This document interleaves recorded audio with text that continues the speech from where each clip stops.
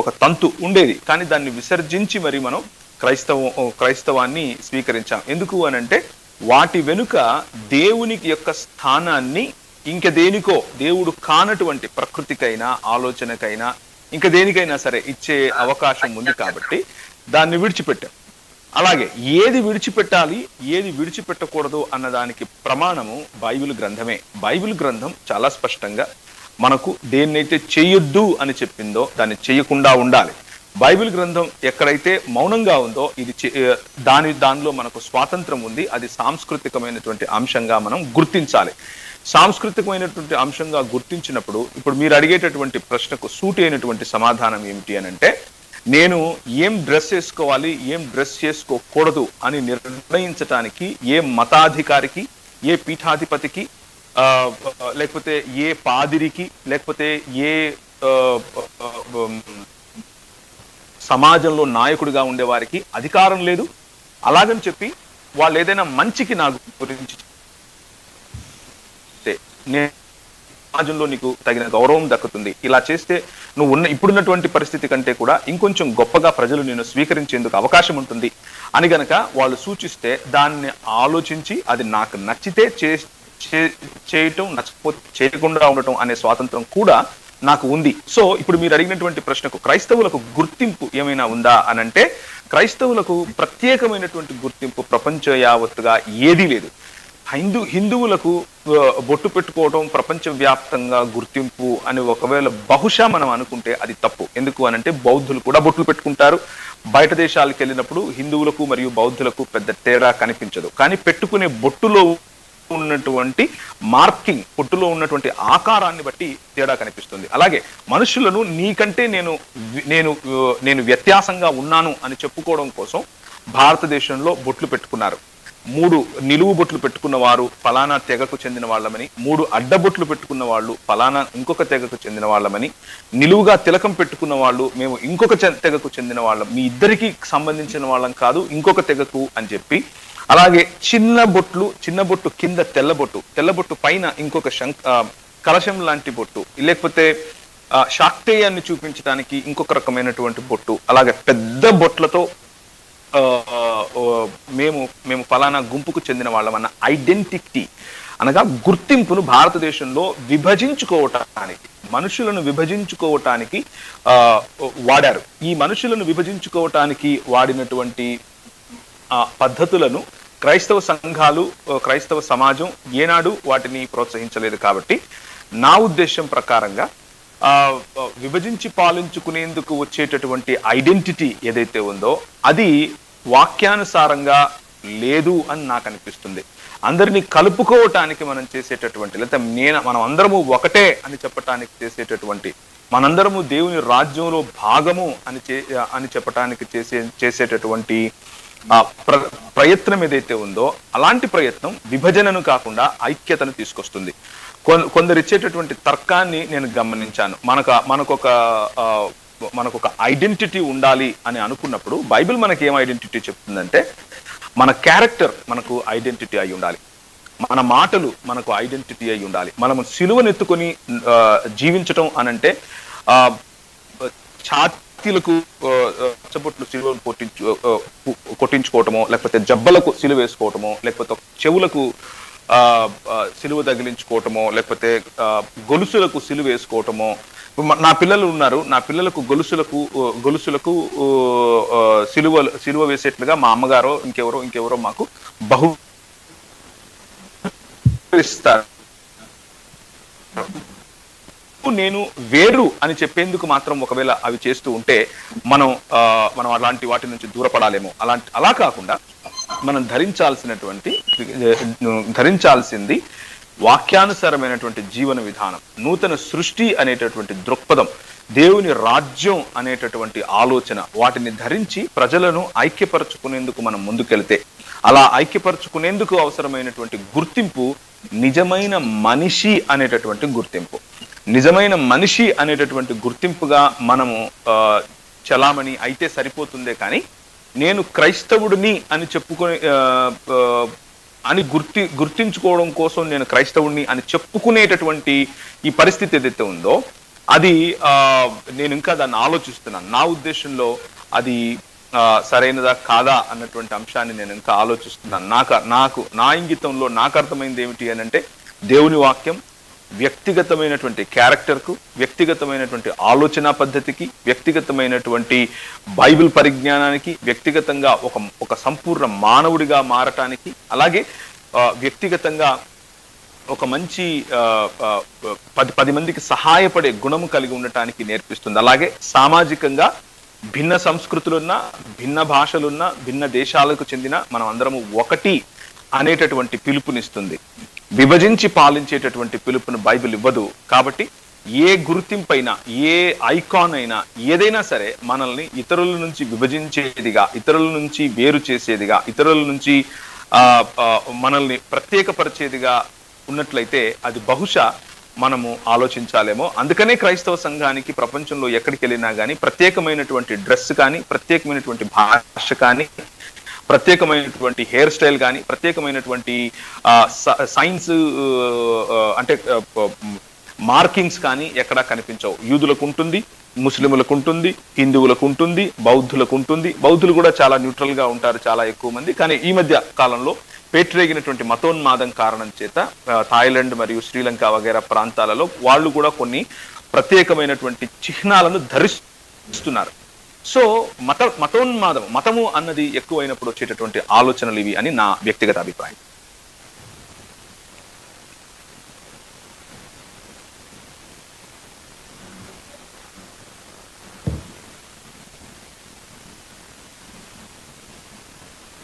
Hello, మీ voice రావట్లేదు brother. మీ voice రావట్లేదు. Right, వస్తుంది, చెప్పండి. ఓకే, గుర్తింపు అనేటువంటిది విభజనకు కారణం కాకుండా ఐక్యతకు కారణమవుతే బాగుంటుంది అనేటువంటిది మీ ఉద్దేశాన్ని తెలియజేశారు. Thank you brother. తర్వాత మిమ్మల్ని మరలా క్వశ్చన్ అడుగుతాను. దానికంటే ముందుగా మన సహోదరులతో మాట్లాడదాం. ఈగ వెంకటేష్ బ్రదర్, మీరేమనుకుంటున్నారు? ప్రవీణ్ బ్రదర్ గారు ఏమంటున్నారంటే ఈ బొట్టు అంశం, ఈ వివాదాస్పదమైనటువంటి అంశం ఏదైతే ఇప్పుడు తెర మీదకి వచ్చిందో, సో దానివల్ల ఎలాంటి అంటే కల్చరల్గా ఒక్కొక్క దేశంలో క్రైస్తవులు ఒక్కొక్క రకంగా ఆచార వ్యవహారాల్లో ఉన్నారు తప్పితే నిజానికి మన నిజమైనటువంటి గుర్తింపు క్రీస్తులోనే ఉంది, క్రీస్తు ఇచ్చినటువంటి బోధనలను అనుసరించడంలోనే ఉంది అని చెప్తున్నారు. సో మీరేమంటారు వెంకటేష్ బ్రదర్? ఇందాక ప్రవీణ్ చెప్పినటువంటి దాంతో ఏకీభవిస్తూనే ముందుగా ఒకటి క్లారిఫికేషన్ ఇవ్వాలి. ఏంటంటే ఈ కార్యక్రమము లేక ఈ ప్యానల్ లో వచ్చినటువంటి సహోదరులు ఎవరినో టార్గెట్ చేయడానికో లేకపోతే వ్యక్తిగతమైనటువంటి విషయాలను లేవనెత్తి ఎవరినో తీసుకోపట్టడానికో మనం చూడలేదు. ఎస్, ఖచ్చితంగా ఈ కార్యక్రమంలో నేనే చెప్తున్నాను అన్నమాట. ఈ కార్యక్రమం యొక్క ముఖ్య ఉద్దేశం ఏంటంటే మనము ఒక అంశాన్ని తీసుకొని దాన్ని చర్చించి ప్రజలు తమ అభిప్రాయాలు, వారి అభిప్రాయాలు, వారి నిర్ణయాలు వారు తీసుకోవాల్సిందిగా కోరుచున్నాం. అదేవిధంగా ఇక్కడ మాట్లాడుతున్నటువంటి వక్తలు కూడా ఎవరి అభిప్రాయాలు వారి అభిప్రాయాలతో రక్షణ టీవీ పూర్తిగా ఏకీభవిస్తున్నట్టు కాదని ముందుగానే మనవి చేస్తున్నాం. Okay brother, oh to you. అయితే అసలు బొట్టు అనేటువంటి అంశము చర్చనీయాంశము కావటమే ఒక దౌర్భాగ్యకరమైనటువంటి పరిస్థితి ప్రస్తుతంలో. ఓకే, ఎందుకంటే భారతదేశంలో ఉన్నటువంటి అనేక మతాలకు సంబంధించినటువంటి వాళ్ళు యేసుక్రీస్తును రక్షకుడుగా అంగీకరించి ప్రభువులోకి వస్తున్నారు. ఓకే, వారి కుటుంబాలు, వారి మతాలు, వారి కల్చర్స్, ప్రాంతీయమైనటువంటి రీజనల్ కల్చర్స్ లో నుండి వాళ్ళు బయటికి రావడానికి కొంత సమయం పడుతుంది. అవును. అయితే ఈ మధ్య జరుగుతున్నటువంటి ఒక ప్రచారం ఏంటంటే, ఒక పాస్టర్ ఏమంటాడంటే ప్రభువులోకి వచ్చినటువంటి రక్షింపబడినటువంటి ఒక స్త్రీ పుట్టు తీసేస్తేనే నీకు రక్షణ ఇస్తాను అని అంటున్నాడు అని అంటూ ఈ ఒట్టుకు సంబంధించినటువంటి ఉద్యమం చేస్తున్నటువంటి వాళ్ళు మాట్లాడుతున్నారు. నేనేమంటానంటే రక్షణ అనేది ఒకరి ఇంటి వెనకాల దొడ్డిలో కట్టేసుకున్నటువంటి ఒక ఆవో లేకపోతే ఒక తాత జంతువో కాదు. ఒకడు ఇయ్యడానికో ఒకడు తీసివేయడానికో ఎవరికి అధికారం లేదు. ఓకే. అది యేసుక్రీస్తు ఇవ్వాల్సినటువంటి రక్షణ. అయితే ఈ రక్షణ పొందడానికి బొట్టుని బొట్టు కానీ బొట్టు పెట్టుకోవడం వల్ల కానీ బొట్టు తీసివేయడం వల్ల కానీ రక్షణను ఆపడము లేకపోతే రక్షణను ఇయ్యడము అనేది బొట్టు నిర్దేశించదు. అవును. కాబట్టి ప్రభువులోకి వచ్చినటువంటి ఒక స్త్రీ తాను ఆత్మ చేత ఒప్పింపబడి బొట్టు తీసేస్తుందా, లేకపోతే పర్వాలేదు బొట్టు వలన ఎలాంటి ప్రమాదము లేదు, బొట్టు వల్ల ఎలాంటి లాభము లేదు చూసుకుంటారా అనేది ఆమె సొంత విషయము. ఓకే. దీని విషయంలో బైబిల్ ఎలాంటి ప్రత్యేకమైనటువంటి ఒక నిర్ధారితమైనటువంటి సూచనలు గాని ఆజ్ఞలు గాని చేయడం లేదు. ఓకే. ఇది చాలా ప్రైమరీ విషయం. బొట్టు తీసివేయడం ఉంచడం అనేది ఇంత రాద్ధాంతం చేయాల్సినటువంటి అవసరం లేదు. ఈ బొట్టును ఒక సబ్జెక్ట్ గా చేసి ఒక సిద్ధాంతంగా చేయడమే ఒక దౌర్భాగ్యకరమైనటువంటి విషయము అని నేను బాధతో చెప్తున్నాను. ఎందుకు అనంటే ఈ బొట్టు అంశాన్ని గురించి మనం చర్చించడము సోషల్ మీడియాలో ఇంత వైరల్ అయిపోయి ఒకరి మీద ఒకరు మెత్తి పూసుకోవడము ఇది కరెక్ట్ కాదు. ఇలా చర్చించడం కరెక్ట్ కాదు అని అంటే నువ్వు ఫలానా తెగకు చెందినవాడు అని ఒక ముద్ర వేయటము ఇది కరెక్ట్ కాదు. నేను చాలా స్పష్టంగా చెప్తున్నాను. బొట్టు మీకు రక్షణనివ్వదు, బొట్టు మీకు రక్షణను తీసివేయదు. ఓకే. కాబట్టి ఎవరైనా బొట్టు తీసేస్తే రక్షణ ఇస్తాను అని అంటే కనుక అది తప్పు. ఓకే. అతను మాట్లాడేటువంటి ఆ సిద్ధాంతము తప్పు. ఓకే. ఎవరైనా మీరు బొట్టు పెట్టుకోవాలి, బొట్టు పెట్టుకోవడానికి మనము ఉద్యమం చేస్తాము, నేను బొట్టు పిల్లలను ముద్రించి మీకు సంఘాలలో మీకు మార్కెటింగ్ వస్తువులాగా పెడతాను అనడం కూడా తప్పే అని నేను అంటున్నాను. ఓకే. Okay brother. పరిస్థితులను ఇవన్నీ తట్టుకోలేకపోతున్నాము. మళ్ళీ కొత్త ఒక సబ్జెక్టును తీసుకొచ్చి ఒక కొత్త వస్తువును తీసుకొచ్చి వివాదం చేయడము సరళమైనటువంటి ఒక క్రైస్తవ్యాన్ని ఒక క్రిటికల్ గా మార్చడం అనేది కరెక్ట్ కాదని నేను చెప్తున్నాను. ఓకే. ఓకే. సో మీ ఉద్దేశంలో ఇప్పుడు చెప్పిన దాని ప్రకారంగా బొట్టు అనేటువంటిది ఒక స్త్రీ యొక్క వ్యక్తిగత విషయము మరియు ఆమె యొక్క భర్త ప్లస్ వారి కుటుంబానికి సంబంధించినటువంటి విషయం, అది వ్యక్తిగత స్వేచ్ఛకు వదిలిపెట్టాల్సినటువంటి విషయం అని మీరు చెప్పారు. ఓకే. జాన్ కోయ బ్రదర్ గారు, రవీంద్ర గారు బిఫోర్ మీరు జాన్ కోయ్ గారి దగ్గరికి వెళ్ళడానికి ముందుగా రవీంద్ర గారు మీరు అన్న మాటలో ఒక చిన్న ఆడిషన్, కేవలం స్త్రీ మాత్రం కాదు, భారతదేశంలో ఈ విభజన కార్యక్రమం జరగడం కోసం యాక్చువల్గా స్త్రీలకు ఎక్కువగా బొట్టు, పెద్ద పెద్ద నామాలు, పెద్ద పెద్ద తిలకాలు, పెద్ద పెద్ద డిజైన్లు వాళ్ళ 4 హెడ్స్ కి అనగా ఈ నొసట్లోకి పెట్టుకునేది పురుషులు, స్త్రీలు కాదు. అవును. So okay. జాన్ కోయ్ గారు, చెప్పండి. ప్రవీణ్ గారు ఏమంటున్నారంటే అసలు బొట్టు అనేటువంటిది ముఖ్యంగా మత సంబంధించిన విషయం అయితే అది పురుషులు పెట్టుకుంటారు, స్త్రీలు కాదు. ఆ విషయంలో మీరేమంటారు? ఈ విషయంలో బొట్టు విషయంలో మీ అభిప్రాయం ఏంటి? అసలు క్రైస్తవ స్త్రీలు బొట్టు పెట్టుకునే విషయంలో అంటే పాత జీవితం కొత్త జీవితం అనేవి 2 ఉన్నాయండి. క్రైస్తవ్యంలోకి వచ్చిన తర్వాత మన పాత జీవితం ఒకటి, కొత్త జీవితం ఒకటి. పాత జీవితాన్ని విడిచిపెట్టి మనం కొత్తగా జన్మించి యేసు ప్రభు వారిని విశ్వసించి బలవంతంగా కాక స్వతంత్రంగా మనం క్రైస్తవ్యం స్వీకరించి ఇందులోకి వచ్చాం. అవును. అయితే మనం ఇందులోకి వచ్చినప్పుడు పాత జీవితాన్ని మనకు నచ్చక వచ్చాం. ఫస్ట్ పాయింట్, మనకు నచ్చలేదు కనుక మనం ప్రత్యేకింపబడిన వారిగా ఉండాలి అనేది నా ఉద్దేశం. నచ్చడం పాత జీవితం అంటే ఇక్కడ ఆచార సంబంధ వ్యవహారమే కాదు కదా, అది ఆ విషయాలు కాదు కదా, పర్టికులర్గా క్యారెక్టర్ సంబంధించి లేకపోతే నమ్ముతున్నటువంటి విశ్వాసం సంబంధించి కదా. అవునండి, క్యారెక్టర్స్ సంబంధించడమే కాకుండా అంటే ఆ క్యారెక్టర్స్ కూడా పర్టికులర్ ఆచార సంబంధమైన విషయంతో కనెక్ట్ అయి ఉన్నాయండి. కొన్ని కనెక్ట్ అయి ఉన్నాయి. ఆ ప్రభావం అనేది ఖచ్చితంగా దీనికి కనెక్ట్ అయి ఉన్నాయని నా భావన.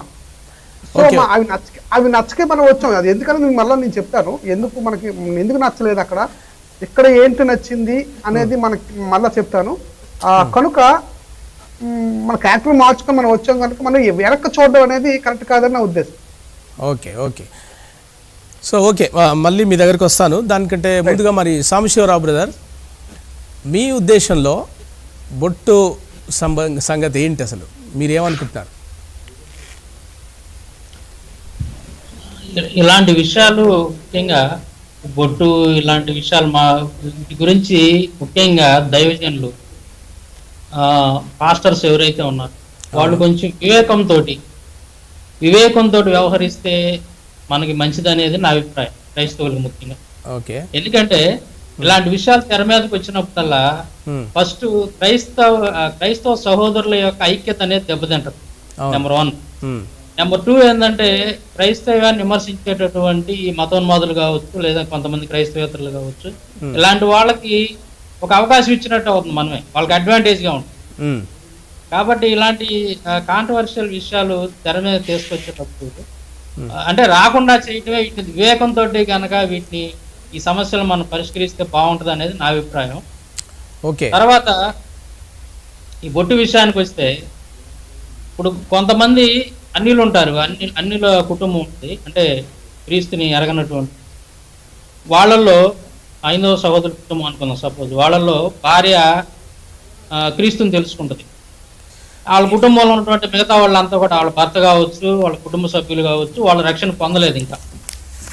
సరే, ఈవిడ ఏదో విధంగా చర్చికి వెళ్ళేటటువంటి చొరవ అనేది ఇవిడకు ఉంది.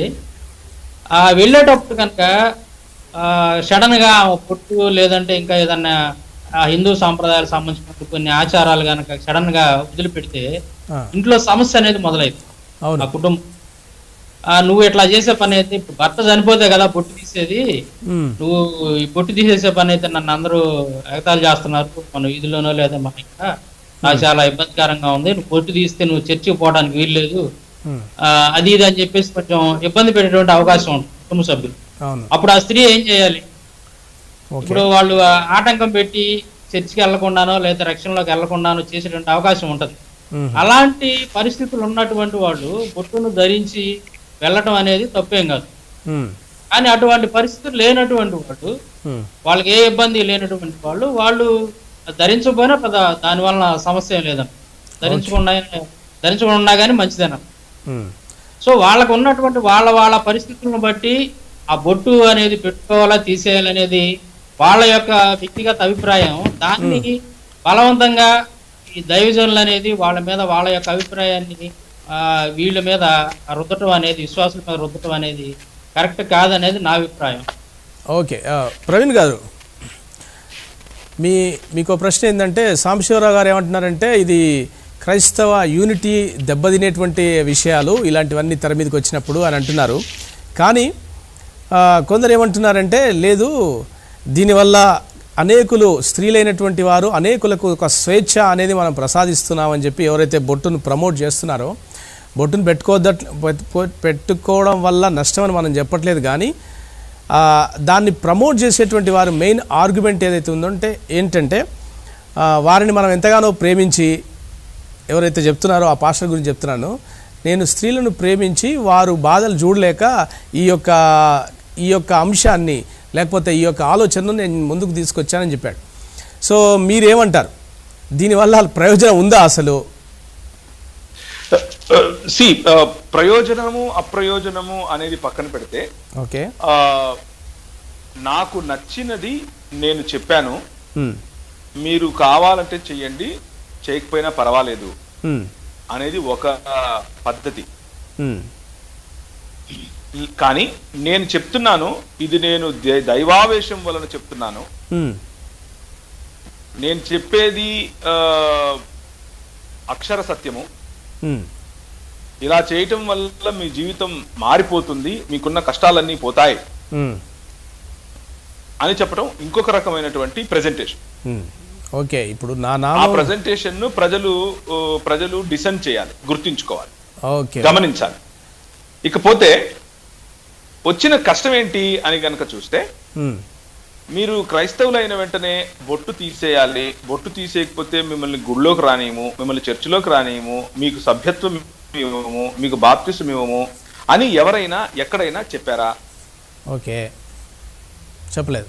ఒకవేళ అలాంటి వాళ్ళు ఎవరైనా చెప్పి ఉంటే ఈ కార్యక్రమం ద్వారా, రక్షణ టీవీ పరిచయలు ఈ కార్యక్రమం ద్వారా నేను అలాంటి వారికి కూడా ఏం చెప్తున్నాను అని అంటే, అది శుద్ధ తప్పు. మీరు అలాంటివి చెప్పటం వల్ల ప్రజలలో భయాందోళనలు, ప్రజలలో లేనటువంటి మత మౌఢ్యాన్ని రుద్దిన వారు అవుతారే తప్ప స్వాతంత్రంతో ప్రభువైన యేసు క్రీస్తు దగ్గరికి వచ్చి ఆయనను ఆరాధించేటటువంటి ఆయన అనుయాయులుగా మార్చడంలో మీరు వారిపైన ఫోర్స్ లేకపోతే వారిపైన అనవసరమైనటువంటి ఇబ్బందులు వాళ్ళను గురి చేస్తున్న వారే అవుతారు. అలాంటివి చేయకండి. అనవసరమైన భారాలు పెడుతున్నారంటారు. అనవసరమైన భారమే అది మతపరమైనటువంటి భారమే. యేసుక్రీస్తుని అనుసరించడం మతపరమైనటువంటి విషయం కాదు. యేసుక్రీస్తుని అనుసరించడం నూతన సృష్టికి సంబంధించిన విషయం. యేసుక్రీస్తుని అనుసరించడం దేవుని రాజ్యానికి సంబంధించినటువంటి విషయం. యేసుక్రీస్తుని అనుసరించడం నిజమైన మానవుడిగా మారటం గురించినటువంటి అంశం. సో వీటిని మతంతో ముడివేసి మీకు నచ్చింది మతం అని, మీకు నచ్చంది మతం కాదని, మీకు నచ్చింది ధర్మం అని, మీకు నచ్చనిది అధర్మం అని మీరు చెప్పుకుని దాన్ని ప్రజల మీద రుద్ది అలా చేయకండి అనేది మొదటిగా నేను ఇస్తున్నటువంటి పిలుపు మన క్రైస్తవ నాయకులకు. ఇకపోతే ఈ బొట్టు పెట్టుకోక ఇలా చెప్పడం కారణంగా, వాళ్ళు బొట్టు తీసేయటం కారణంగా వస్తున్నటువంటి ఇబ్బందులను చూసి ఇప్పుడు పులిని చూసి నక్కవాత పెట్టుకుంది అన్నట్టుగా మిగిలిన క్రైస్తవ స్త్రీలు కూడా మేము కూడా బొట్టు పెట్టుకుంటే ఏం కాదు, బొట్టు పెట్టుకుంటే ఏం కాదు అని గనక అందరము బొట్టు పెట్టేసుకుంటే ఏం బొట్టు పెట్టుకోవాలి, అది కూడా శిలువ ఆకారంలో పెట్టుకోవాలి అన్నది ఇప్పుడు ఉన్నటువంటి ప్రతిపాదన. సో బొట్టు పెట్టుకోకపోతే వచ్చేటటువంటి సమస్యలు అంటే నువ్వు క్రైస్తవురాలు అయిపోయావు, నేను చచ్చిపోయాను అనుకుని నువ్వేమైనా బొట్టు తీసేసావా అని అనేవాళ్ళు శిలువ బొట్టు పట్టుకున్న వెంటనే అబ్బా నువ్వు చాలా మంచి పని చేసావు అని కౌగిలించుకుంటారా? ఓకే. సో ఇప్పుడు సమస్య ఎక్కడ పోదంటే ఆధారం ఉందా? సమస్య ఎక్కడికి పోదు, సమస్య అక్కడే ఉంటది. సమస్య ఏమిటి అని అంటే క్రైస్తవుడిగా నువ్వు ప్రకటించుకోవటమే సమస్య. క్రైస్తవుడిగా నువ్వు చెప్పిన వెంటనే యేసుక్రీస్తు ప్రభువు చెప్పినట్లుగా ఈ లోకమును ద్వేషించిన ప్రకారము వీరిని ద్వేషించును. యోహాను సువార్త 17వ అధ్యాయం. ప్రభు తండ్రి వీరిని ఈ లోకమందు నేను విడిచి వెళుతున్నాను, వీరి లోకమునకు సంబంధించిన వారు కాదు కానీ వారు ఈ లోకంలోనే ఉంటారు. ఇది మనకు ప్రభువైన యేసుక్రీస్తు చేసిన ప్రార్థనలో శ్రేష్టమైనటువంటి లేకపోతే మనకి ఇవ్వబడినటువంటి ఒక గొప్ప ఐక్యత. కానీ దేవుని సంఘముగా దేవుని కానీ ఒక చిన్న ప్రశ్న బ్రదర్, అంటే ఇప్పుడు మనం ఎవరైతే మా కల్చర్ని నాశనం చేస్తున్నారు, మా సాంప్రదాయాలను మీరు నాశనం చేస్తున్నారని ఎవరైతే మతోన్మాదులు అంటున్నారో అలాంటి వారికి ఇది మంచిదే కదా ఇలాంటి మార్పు? అఫ్ కోర్స్ వాళ్ళు చాలా మంచి క్వశ్చన్.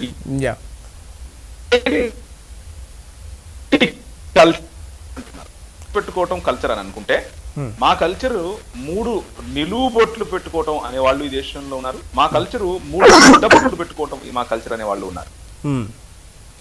మా కల్చరు మొత్తం నుదురు ఏది కనపడకుండా విభూతి పూసుకోవటం అనే వాళ్ళు ఉన్నారు. అంటే ప్రాంతీయంగా ఒక్కొక్క ప్రాంతానికి ఒక్కొక్క రకంగా. మా కల్చరు చంద్రాకారంలో బొట్టు పెట్టుకోవటం అని కొందరు అంటున్నారు. మా కల్చరు తిలకం పెట్టుకోవటం అని కొందరు అంటున్నారు. మా కల్చరు రూపాయి బిళ్ళ కంటే పెద్దగా ఉండేటటువంటి ఒక రౌండ్ బొట్టు పెట్టుకోవడం అని కొందరు అంటున్నారు. ఎంతమందినని మీరు సంతోష పెట్టే ప్రయత్నం చేస్తున్నారు ఈ సిలువ బొట్టు పెట్టుకుని? ఓకే, అంటే బొట్టు పెట్టుకునే వాళ్ళకే లేనటువంటి యూనిఫామిటీ, బొట్టు పెట్టుకోవచ్చో పెట్టుకోకూడదో అన్నటువంటి ఒక సమైక్య నిర్ణయం చేయనటువంటి సమాజము ఇప్పుడు అందరూ శిలువ బొట్టు పెట్టుకోవాలి అన్న యూనిఫామిటీ తీసుకొని వచ్చి ఏం చెప్పాలనుకుంటుంది? అంటే కొంతమంది ఏమంటున్నారంటే ఇంకా చివరిగా ఇంకొక మాట చెప్పేసి నేను నెక్స్ట్ మీరు అడిగే ప్రశ్నకు నేను అడుగుదురు గాని ఇప్పుడు విలువలు ఇవేదిపోతున్నాయని అంటున్నారు కదా. రేపొచ్చి అంటారు ఏంది మా ఆడపిల్లలను చదివించడం ఏంటి, ఇది మా సంస్కృతి కాదు, మనం ఆడపిల్లలు చదివించడం మానేద్దామా?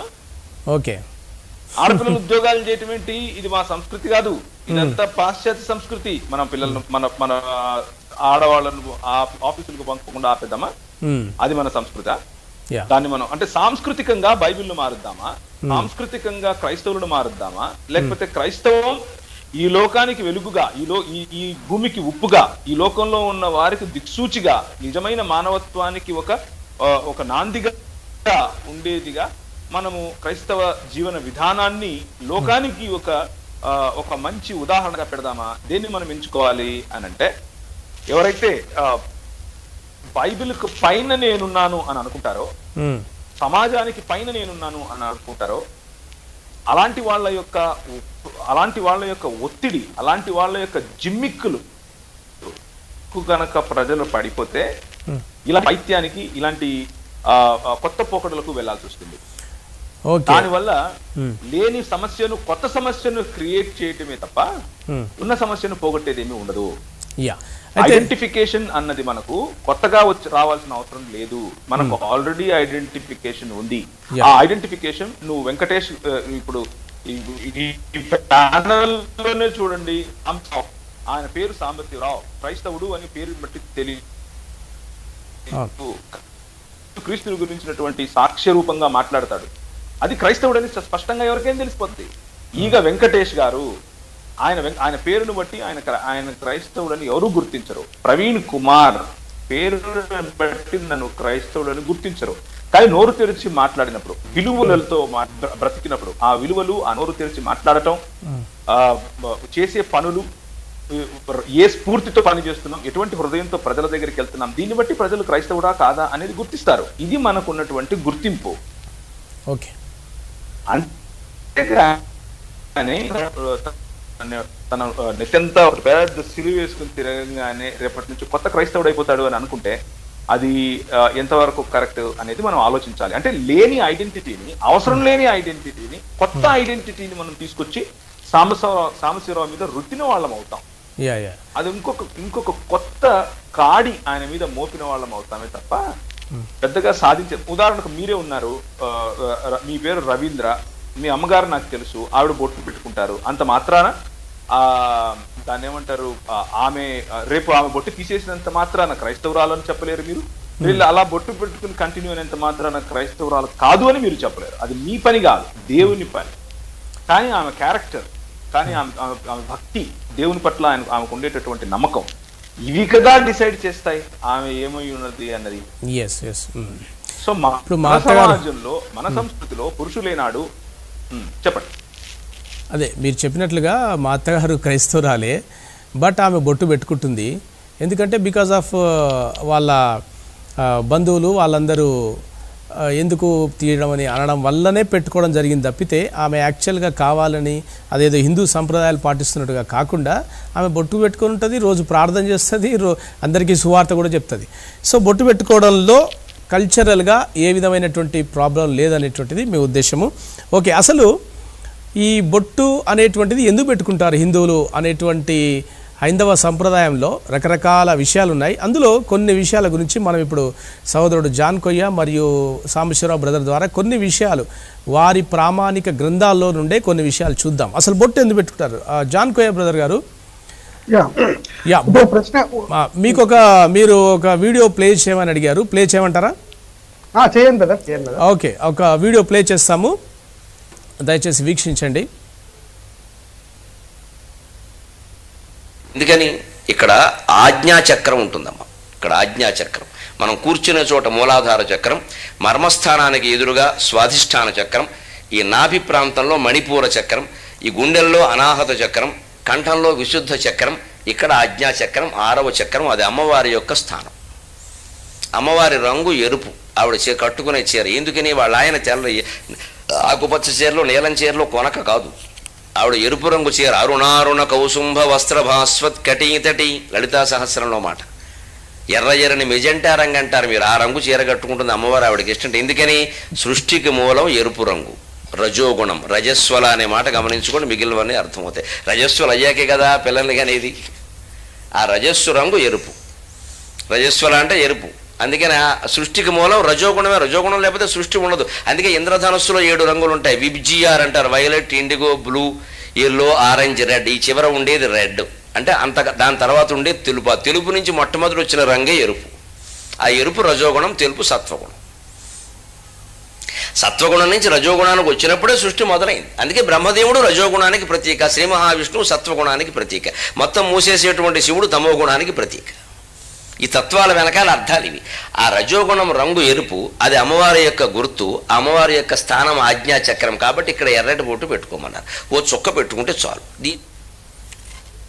ఓకే, జాన్ కోయ్ గారు ఏం చెప్పాలంటున్నారు ఈ వీడియో ద్వారా? ఇప్పుడు ఒక ప్రశ్న మీరు ఇందాక వేశారు, అందరూ కూడా వేసుకున్నారు. అంటే వీరు ఎవరైతే ఈ విప్లవం అని ముందుకు తీసుకొచ్చారో, స్త్రీలకు న్యాయం చేస్తున్నాము అని అంటున్నారో, స్త్రీల కోసం, క్రైస్తవ స్త్రీల కోసం వాళ్ళకి చాలా మంది చర్చకు రాలేకపోతున్నారు, ఇబ్బందిగా ఉంది, ఈ పొట్టు అనే సమస్య నుంచి మేము వాళ్ళని విడుదల కలిగజేస్తాము, వాళ్ళకి న్యాయం చేస్తాము అని ఉద్యమంగా చేపట్టారు. నా సలహా ఏంటంటే మన క్రైస్తవ సమాజం ఇండియాలో చాలా ఉద్యమాలు చేశారండి, చాలా ఉద్యమాలు చేశారు. అందులో స్త్రీలకు సంబంధించి ముందు స్త్రీలకు చదువులు లేదు, తర్వాత చదువుని నేర్పించారు. అలాగే రీమ్యారేజెస్ లేవు, రీమ్యారేజెస్ అనేవి మళ్ళీ తీసుకొచ్చారు, పునర్వివాహాలు, రీమ్యారేజెస్ మరలా పెళ్లి చేసుకుంటారు, అంటే వితంతు పునర్వివాహాలు, అది కూడా తీసుకురావడం జరిగింది. ఈ ఉద్యమం నిజంగా చేస్తే కనుక నా ఉద్దేశ ప్రకారం ఏంటంటే, విధవరాలు ఉన్నారు, విధవరాలకు బొట్టు పెట్టుకోకూడదు అని హిందూ ధర్మంలో వాళ్ళు చెప్తున్నారు. అవును, వీళ్ళు ఏ పండక్కి వెళ్ళకూడదు, ఏ శుభకార్యానికి వెళ్ళకూడదు, అవును, ఏ శుభకార్యం ఎదురు రాకూడదు, అవును, ఎదురు రాకూడదు. అలాంటి ఉద్యమం చేస్తే బాగుంటది. ఇప్పుడు క్రైస్తవ స్త్రీకి కూడా బొట్టు లేకపోతే ఏమిటి ఇస్తారంటే ఒక పదం వాడతారండి. ఇప్పుడు చెప్పొచ్చు లేదు కానీ ఉండపోపులాగా ఉన్నారు పదం వాడతారు. ప్రాబ్లం క్రిస్టియానిటీ లేదండి, ప్రాబ్లం క్రిస్టియానిటీలో లేదు, ప్రాబ్లం అక్కడ ఉంది. అక్కడ రిఫార్మేషన్ చేయాలి, అక్కడ మార్పు తీసుకురావాలి. హైందవ స్త్రీలు అందరూ బొట్లు పెట్టుకోవట్లేదండి, వివాహం జరిగిన వాళ్ళు మాత్రమే బొట్లు పెట్టుకుంటున్నారు. మరి భర్త చనిపోయిన స్త్రీలు బొట్లు పెట్టుకోవటం వాళ్ళకి అన్యాయం జరుగుతుందిగా, వాళ్ళు చాలా నీచంగా చూస్తున్నారుగా. అవును, మరి అలాంటి వారికి బొట్టు పెట్టించండి. అంటే ఆ ఉద్యమం మనం చేయాలి. ఎందుకంటే బొట్టు అనేది స్త్రీలు రెండుగా విభజించింది. నేనంటాను బొట్టు అనేది స్త్రీలు రెండుగా విభజించింది. మన హైందవ సహోదరి మనలకి, మన తల్లులకి, మన చెల్లెళ్ళకి అందరికి కూడా హైందవ సమాజానికి అన్యాయం జరుగుతుంది అక్కడ. నిజంగా వాళ్ళు చాలా పనులు చేస్తారండి. ఒక మ్యారేజ్ అయింది అనుకుంటా, మ్యారేజ్ లో చాలా వంట పనులు చేస్తారు, తర్వాత ఆ ఏరియా అంతా శుభ్రంగా సర్దుతారు. కానీ ఆ పర్టికులర్ ఆమె విధవరాలు అయితే ఆ పర్టికులర్ పెళ్లి ముహూర్తానికి అక్కడ రావడానికి లేదు. అవును, బ్యాక్గ్రౌండ్ అన్ని చేస్తారు కానీ అసలైన కార్యక్రమం హాజరు కావడానికి వీల్లేదు. మరి దాని మీద ఉద్యమం చేయాలి కదా మనం. ఎందుకంటే ఇప్పుడు మన క్రైస్తవ మిషనరీస్ మన ఇండియాకి వచ్చి ఎన్నో ఉద్యమాలు చేసి మంచి పనులు చేయొచ్చుగా. అవును, అక్కడ చేయలేని మనం ఇక్కడ చేయడం చాలా విడ్డూరంగా నాకు అనిపించింది. ఓకే, ఇకపోతే చెప్పండి. అదే ఇప్పుడు మన గరికపాటి నరసింహారావు గారు చెప్పినట్లుగా దాని గురించి చెప్పండి. చేస్తండి. వాళ్ళ పుస్తకాల్లో అంటే హైందవ ధర్మంలో అసలు బొట్టు అంటే ఏంటి అనేది నిన్న చాలా పుస్తకాలు ఉన్నాయి. చూడండి, తాళపత్ర గ్రంథ నిధి అనే ఒక పుస్తకం ఉంది బ్రదర్. ఓకే, ఇదొక పుస్తకం. ఈ పుస్తకంలో మరి కుంకుమ అంటే ఏంటి, ఇది ఇక్కడ ఏం రాయబడింది అంటేనండి,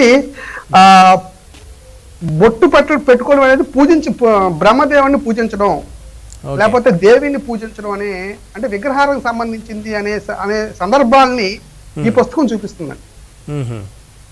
బొట్టు అనేది విగ్రహాలకు సంబంధించింది అనేది చూపిస్తుంది. అలాగే ఉపనిషత్తులు 108 ఉపనిషత్తులు ఉన్నాయి మనకి. హిందూ గ్రంథాల్లో 108 ఉపనిషత్తులు ఉన్నాయి. ఈ 108 ఉపనిషత్తుల్లో కాలాగ్ని రుద్ర ఉపనిషత్తు అంటే ఇది కృష్ణ యజుర్వేదానికి సంబంధించిన ఉపనిషత్తులు ఉన్నాయి, చాలా ఉపనిషత్తులు ఉన్నాయండి. ఇందులో ఇందాక ఆయన మన స్వామి గారు చెప్పిన విషయాలు, చక్రాలు ఉన్నాయని చెప్పాడు కదండి ఆయన. అలా చెబుతూ ఇక్కడ అమ్మవారి కొలువు ఉంటుంది, బొట్టు పెట్టడం వలన ఆమెను పూజించినట్లే అవుతుంది, అంతేకాకుండా అలా పెట్టుకోవడం వల్ల మనకు మోక్షం వస్తుంది అని ఉపనిషత్తులు చెప్తున్నాయి. కానీ అదేమి కూడా క్రైస్తవులకు తెలియదు కదా. తెలియదు కదా, అఫ్ కోర్స్ హిందువులకు కూడా చాలా మంది తెలియదు, చాలా మందికి తెలియదండి. ఇకపోతే ఒక పుస్తకం నా దగ్గర ఉంది, అది ఏంటంటే పెళ్లి మంత్రాల బండారం అని ఒక ఆయన రాయడం మనకు తెలుసు. వెనుగల సుబ్బారావు గారు రాశారు దీన్ని, ఈ పుస్తకాన్ని రాశారు. ఎందులో అయితే ఏముందంటే బొట్టు అనే పదం తిలకము, చక్కని సున్నని అనే అర్థము. బొట్టు అనాది కాలం నుంచి ఎరుపు రంగునే ఉపయోగించుటలో భావం తెలుసుకుందాం. ఎప్పుడో కొండ గృహంలో రాతి యుగానికి నాటి మానవులు యోని గుర్తుతో తల్లి ఆరాధన చేసినట్లుగా ప్రాచీన దిగంబర శిల్పాలు తెలుపుతున్నాయటండి. స్త్రీ రజో రక్తమే సృష్టికి ఆధారం, కుంకుమ నొసట పెట్టుకోవడం జరిగింది. ఓకే ఇప్పుడు అని ఇప్పుడు ఆయన చెప్పింది స్వామి గారు చెప్పింది అదేనండి. అంటే ఆ గుహలో ప్రాచీన గృహంలో కొన్ని విగ్రహాలు ఉన్నాయట, దిగంబర విగ్రహాలట. సో సృష్టికి మూలము రజో సంబంధించిన స్త్రీ రజస్వలకు సంబంధించిన ఆ రక్తాన్ని ఇక్కడ పెట్టుకోవడం అనేది ఆయన చెప్పాడు ఆల్రెడీ, బుక్ లో అదే ఉంది. Okay okay. సో అంటే బైబిల్ కంపేర్ చేస్తే మన బైబిల్ కంపేర్ చేస్తే ఇది విగ్రహ సంబంధమైంది అనేది మనకు చాలా క్లియర్ గా తేటగా అర్థమైపోతుంది. అంటే ఇప్పుడు నా ప్రశ్న ఏంటంటే బొట్టు అనేటువంటిది రకరకాల ఉద్దేశాలతో పెట్టుకోబడేది. అందులో ఒకటి ఇది, శాక్తేయులు ఏదైతే అమ్మవారిని శక్తిని పూజిస్తారో వారు ఎరుపు రంగు బొట్టును పెట్టుకుంటారు. కానీ ఇప్పుడు వైష్ణవులు కానీ శైవులు కానీ ఇంకా చాలా వేరు వేరు రకాలైనటువంటి బొట్లు పెట్టుకుంటారు కదా, వాటి మీనింగ్ వేరు. సో మనము వాటి మీనింగ్ ఉపనిషత్తులో మీకు ఉన్నాయండి. వాటి మీనింగ్ ఎంత నేను చెప్పాను కదా, ఉపనిషత్తుల్లో ఉన్నాయి. ఆ ఉపనిషత్తు కాలాగ్ని రుద్ర ఉపనిషత్తులో అంటే అది శివుడికి సంబంధించిన ఉపనిషత్తు, అది సంబంధించిన ఉపనిషత్తు కూడా ఉంది. Okay right. సాంబశివరావు గారు, మీ దగ్గర ఉన్నటువంటి ఆధారాల ప్రకారంగా మరి వారు హిందువులు ఎవరైతే ప్రామాణికంగా ఎంచుతున్నారో వారి లేఖనాల్లో ఉన్నటువంటి కొన్ని విషయాలు మీరు చెప్తారా? బొట్టు ఎందుకు పెడతారు, లేకపోతే దాని యొక్క ఉద్దేశం ఏంటి? సాంబశివరావు గారు. బొట్టు అనేది ఖచ్చితంగా విగ్రహారాధనతో ముడిపడి ఉందండి, అది మాత్రం వాస్తవం. ఓకే. విగ్రహారాధన అనేది దాని ఆరిజిన్ మూలం, దాని నుండే బొట్టు అనేది వచ్చింది. ఎవరు అవునన్నా కాదన్నా హిందూ గ్రంథాల గురించి అవగాహన ఉన్నటువంటి వాళ్ళకి ఎవరికైనా సరే ఈ విషయం క్లియర్ గా తెలుసు. ఓకే. బొట్టు అనేది ఒక విగ్రహాన్ని పూజించి, అంటే కొన్ని రకాల పదార్థాల మిశ్రమాన్ని, కొన్ని రకాల పదార్థాలను అన్నిటిని కూడా కలిపి ఒక మిశ్రమాన్ని తయారు చేసి ఆ మిశ్రమాన్ని ఆ దేవత ముందు పెట్టి పూజించి ఆ మిశ్రమాన్ని బొట్టుగా కనుక నుదుటి మీద ధరిస్తే వాళ్ళకి కొన్ని శుభాలు జరుగుతాయి ఇంట్లో. అంటే తన భర్త ఆయుష్ పెరుగుతుందని, ఓకే, తర్వాత లక్ష్మీదేవి వాళ్ళ ఇంట్లో కొలువై ఉంటదని, అంటే ధనం ఇవన్నీ కూడా బాగా వస్తాయని అదొక నమ్మకం. రెండవది వచ్చేసి ముఖ్యంగా ఆ బొట్టును గనక, అంటే కొన్ని రకాల మంత్రాలు ఉంటాయి, ఈ బొట్టును ధరించే విధానంలో కూడా కొన్ని తేడాలు ఉంటాయి, రకరకాల విధానాలు ఉంటాయి. కొన్ని రకాల మంత్రాలు చదివి కొన్ని రకాల పదార్థాలతోటి ఒక బొట్టును తయారు చేసి నువ్వు నుదుటి పెద్ద ధరించినప్పుడు, ధరించి కనుక ఒక రాజు యుద్ధానికి వెళ్తే ఆ రాజు ఆ యుద్ధాన్ని జయిస్తాడు. అటువంటి మంత్రాలతో కూడినటువంటి బొట్లు కొన్ని ఉన్నాయి. కొన్ని రకాల బొట్లు ఏంటంటే ఆ బొట్టును కనుక ధరిస్తే ఆ వ్యక్తి ఎదుటి వాళ్ళందరిని కూడా వశీకరణం చేసుకుంటాడు. ఎదుటి వాళ్ళంతా కూడా వాళ్ళకి వశమైపోతారు.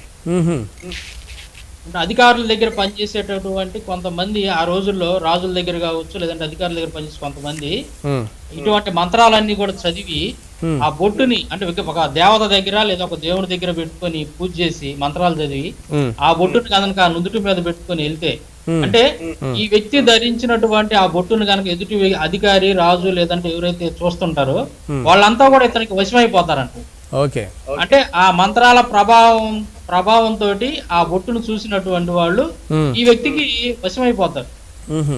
సో వశీకరణం అనేటువంటి విధానంలో కూడా ఈ బొట్టులను వాడారు. వీటన్నిటికి కూడా శాస్త్ర ప్రమాణాలు ఉన్నాయి, మనం నోటి మాటతో చెప్పటం కాదు. కొన్ని రకాల పురాణాలన్నీ కూడా వీటి విషయాలు. అంటే ఏ పురాణంలో ఎక్కడ ఉందో ఒకటి రెండు చెప్తారా? చెప్తాను. మత్స్య పురాణం 62వ అధ్యాయంలో గోరోచనము, గోమూత్రమును, నల్లని ఆవు గోమయము, పెరుగు, చందనము ఇవన్నీ కలిపిన తిలకమును, అంటే బొట్టుని నుదుట ధరించవలయును. ఏలయన ఈ తిలకము, అంటే ఈ బొట్టు సదా లలితా ప్రీతికరము. లలితాదేవికి, లలిత అనేటువంటి ఒక దేవత లేదంటే అమ్మవారు అనేటువంటి ఒక దేవతకి ఇటువంటి బొట్టు అనేది చాలా ఇష్టం అంట. చాలా ఇష్టం అని చెప్పేసి మత్స్య పురాణంలో రాసి ఉంది. అంటే ఆ బొట్టు పెట్టు కనుక నువ్వు పూజ చేస్తే నీకు కోరినటువంటి వరాలన్నీ కూడా ఆ దేవత ఇచ్చింది. ఇది మత్స్య పురాణం 62వ అధ్యాయంలో స్పష్టంగా రాసి ఉంది.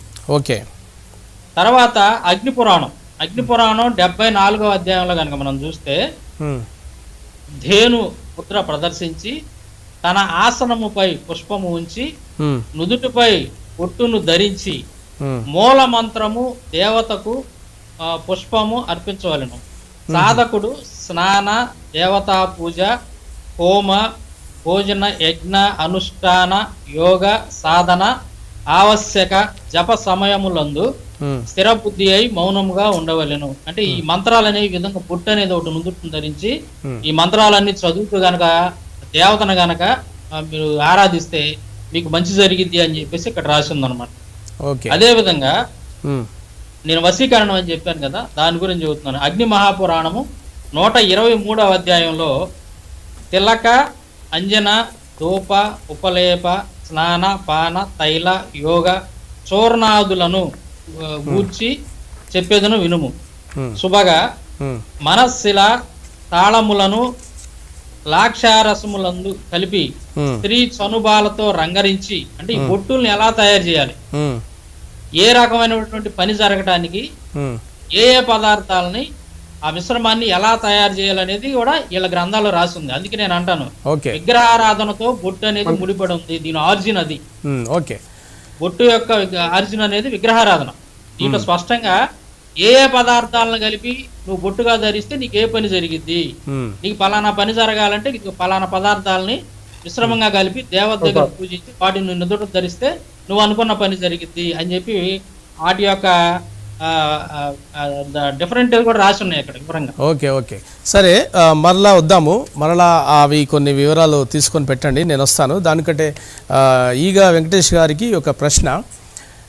దానికంటే ముందుగా ఒక 2 విషయాలు చదవాలనుకుంటున్నాను. ఇది నా దగ్గర ఉన్న పుస్తకం ఏంటంటే సాంప్రదాయ శాస్త్రపీఠం వారి ప్రాచీన తాళపత్ర నిధులలో నుండి గుత్తికొండ వెంకటేశ్వర శర్మ. ఈయన ఏం రాస్తున్నారో ఒకసారి నేను చెప్తాను, దయచేసి వినండి. విభూతి నామాలకు 3 గీతలు ఎందుకు అనేటువంటి టాపిక్లో ఆయన ఏం చెప్తున్నాడంటే 11వ శతాబ్దికి ముందు నిలువు గీతలు అడ్డగీతలు లేవు. పురుషులు గంధాన్ని, స్త్రీలు కుంకుమ రంగును హైందవ ధర్మ సూచికంగా అలంకరించుకోవడం ఉండేది.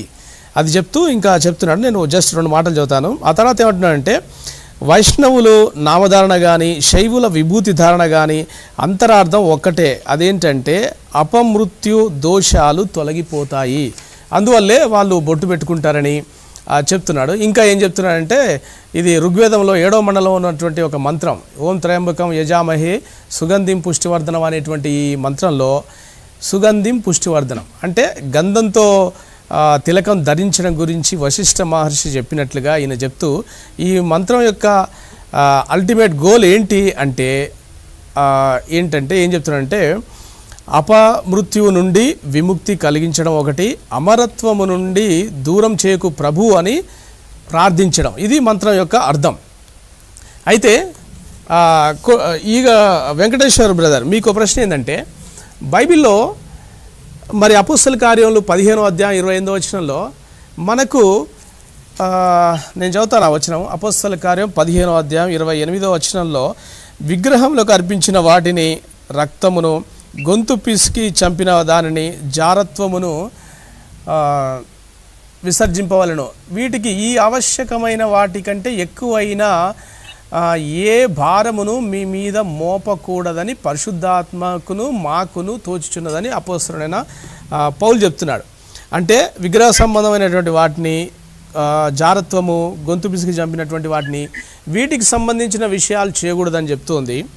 అయితే ఈ మధ్య నేను ఒక సహోదరునితో మాట్లాడుతున్నప్పుడు ఆయన ఏమన్నాడంటే అసలు మరి నిర్గమాకాండంలో ఐగుప్తు ప్రజలను మనము ఇశ్రాయేల్ ప్రజల్ని ఐగుప్తు బానిసత్వం నుంచి విడిపించేటప్పుడు 10 తెగుళ్ళల్లో చివరిదైనటువంటి తెగుల్లో ప్రథమ సంతానాన్ని హతం చేయడం విషయంలో ప్రతి ఇశ్రాయేలీయుడు ఒక గొర్రెపిల్లను తీసుకొని దాన్ని వధించి ఆ రక్తమును తమ ఇంటి ద్వారబంధములకును నిలువు కమ్మీలకును వాటన్నిటికీ పూసుకొని ఆ ఇంట్లోనే ఉండాలి. అయితే ఈ రక్తము అనేటువంటిది, ఈ బలి ఆచారం అనేటువంటిది అన్ని తెగలల్లోనూ ఉంది. సో దాని నుండే వచ్చింది ఈ బొట్టు అనేటువంటి ఆచారము. కాబట్టి దానివల్ల ప్రాబ్లం ఏం లేదు అని చెప్తున్నారు ఒకటి. ఇంకొకటి మరి ఇదే అపోస్తలుడైన పౌలు ఏమంటున్నాడు, విగ్రహంలో ఏమీ లేదు కాబట్టి విగ్రహాలకు అర్పించినటువంటి వాటి విషయం గురించి అని చెప్తూ కొరింథీయులకు రాసిన పత్రికలో మీ మనస్సాక్షి, ఇతరుల మనస్సాక్షి ఇబ్బంది పడకుండా విగ్రహములకు అర్పించింది కూడా తినొచ్చు అన్నాడు.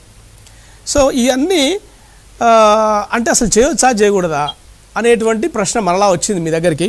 మీరేం చెప్తారు? బొట్టు పెట్టుకునే విషయంలో హైందవులకు కూడా చాలామందికి తెలియదు బొట్టు ఎందుకు పెట్టుకుంటున్నామో, క్రైస్తవులకు అసలే తెలీదు ఒకవేళ పెట్టుకున్నా సరే.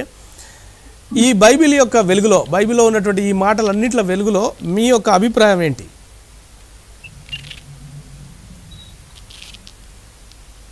బలి అర్పించిన దాన్ని తినే విషయము, అది 2 వెర్షన్స్ పంపు చెప్పేటటువంటి విషయము మీరు చెప్తూనే ఉన్నారు. అవును. అయితే బలి అర్పించిన దానిని నేను తినాలి అని అనుకున్నప్పుడు, ఫర్ ఎగ్జాంపుల్ నేను బ్యాక్గ్రౌండ్ నుంచి వచ్చినాను. నిన్నటి దాకా నేను దేవీ దేవతలకు బలి అర్పించి ఆ బలిలో ఒక విధమైనటువంటి అన్య దేవతల శక్తి లేకపోతే అన్య దేవతలకు యొక్క వారి యొక్క ప్రభావం ఉంటది అనేటువంటి ఒక నమ్మకంతో విశ్వాసంతో ఉంటుంది. అలాంటప్పుడు ఆ భావన కలిగి ఆ ఆలోచన కలిగి నేను తింటే నాకు పాపం అవుతుంది. అందులో ఏదీ లేదు, దేవుడు ఒకడే అని అనుకుని ఒకవేళ ప్లేన్ మైండ్ తో ఉన్నట్లయితే తిన్నా కూడా అతనికి పాపం కాదు. 2 విషయాలు పాపం చెప్పాడు, ఇందులో వివాదం లేదు.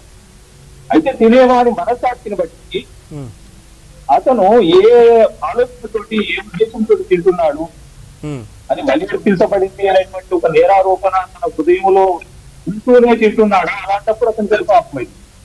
అందులో ఏమీ లేదు అని నేను తిన్నట్లయితే నాకు అది ఏమీ లేదు. సో అట్లాగే మరి బొట్టు విషయం కూడా అనుకోవచ్చు కదా, బొట్టు పెట్టుకుంటే ఏముంది ఏం లేదు అనుకోవచ్చు కదా. ఏమి లేదని అంటున్నాను కదా. ఓకే, అంటే ఓకే మా చర్చికి రావాలి, బొట్టు పెట్టుకోకపోతే నువ్వు మా చర్చికి రాకూడదు, లేకపోతే బొట్టు మీద ఉద్యమం చేస్తాము, బొట్టు అందరికీ పెట్టుకోనమని నేను ఆజ్ఞాపిస్తున్నాను, ఆదేశిస్తున్నాను అనడం తప్పంటున్నాను. ఓకే. అయితే ఇందులో మనం ఓవరాల్ గా కల్చరల్ గా ఒక ఈ విధంగా మనం ఓవరాల్ గా ఆలోచిస్తున్నాము. ఇందులో పెద్ద ప్రమాదం. మనం కొంచెం బిబ్లికల్ గా కొన్ని విషయాలు ఆలోచన చేస్తే కనుక ఇది సైతాన్ యొక్క చాలా పెద్ద కుట్ర. దీన్ని మనము అందరము జ్ఞాపకం చేసుకోవాలి.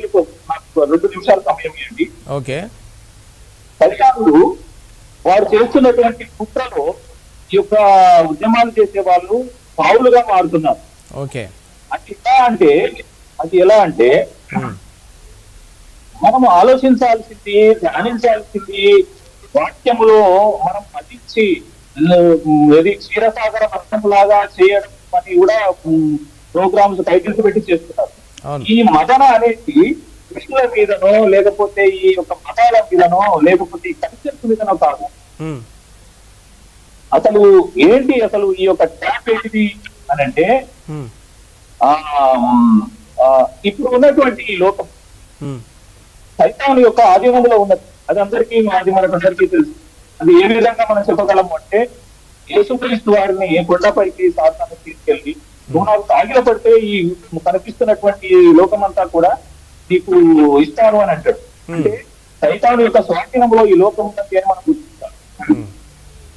అయితే యేసు రక్షింపబడినటువంటి వాడు, జయ జీవితాన్ని కలిగి ఉన్నటువంటి వాడు, ఆ దేవుని యేసుక్రీస్తు యొక్క స్వరూప్యాన్ని సంతరించుకున్నటువంటి వాడు ఒక దినాన యేసుక్రీస్తుతో పాటు ఈ యొక్క రాజ్యాన్ని ఏలినటువంటి ఒక ఆధిక్యతను, అర్హతను పొందుతాడు.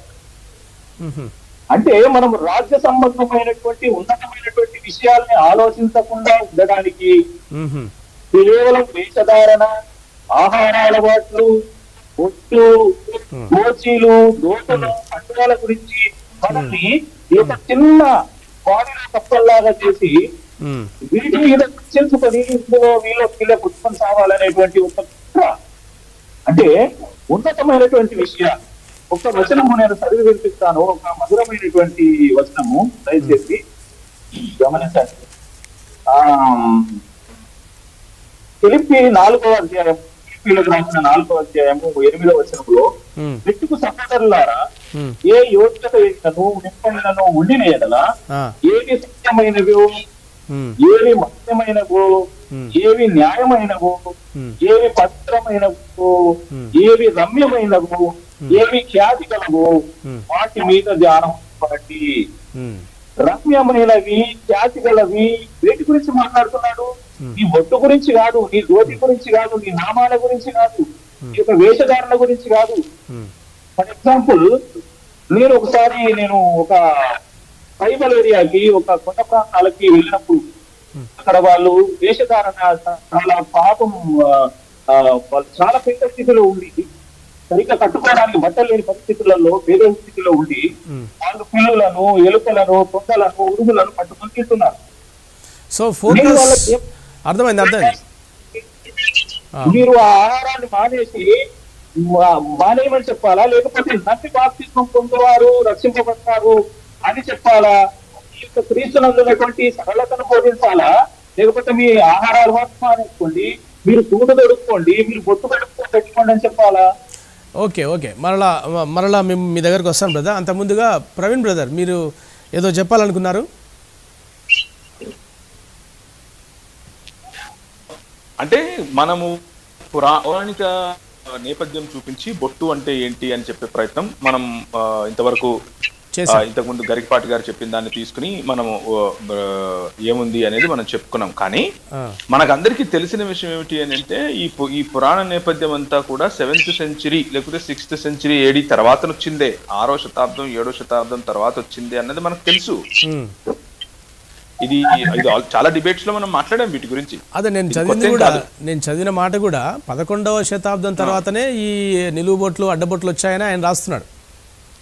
కరెక్ట్. తర్వాత మీరు చదివిన పుస్తకం ఎంత ప్రామాణికం అనేది కూడా మనం చూసుకోవాలి. అదేమి దాన్ని ఏమంటారు, వేద ప్రామాణికమైన పుస్తకం మీరు చదివారు అన్న గ్యారంటీ ఉండాలి కదా.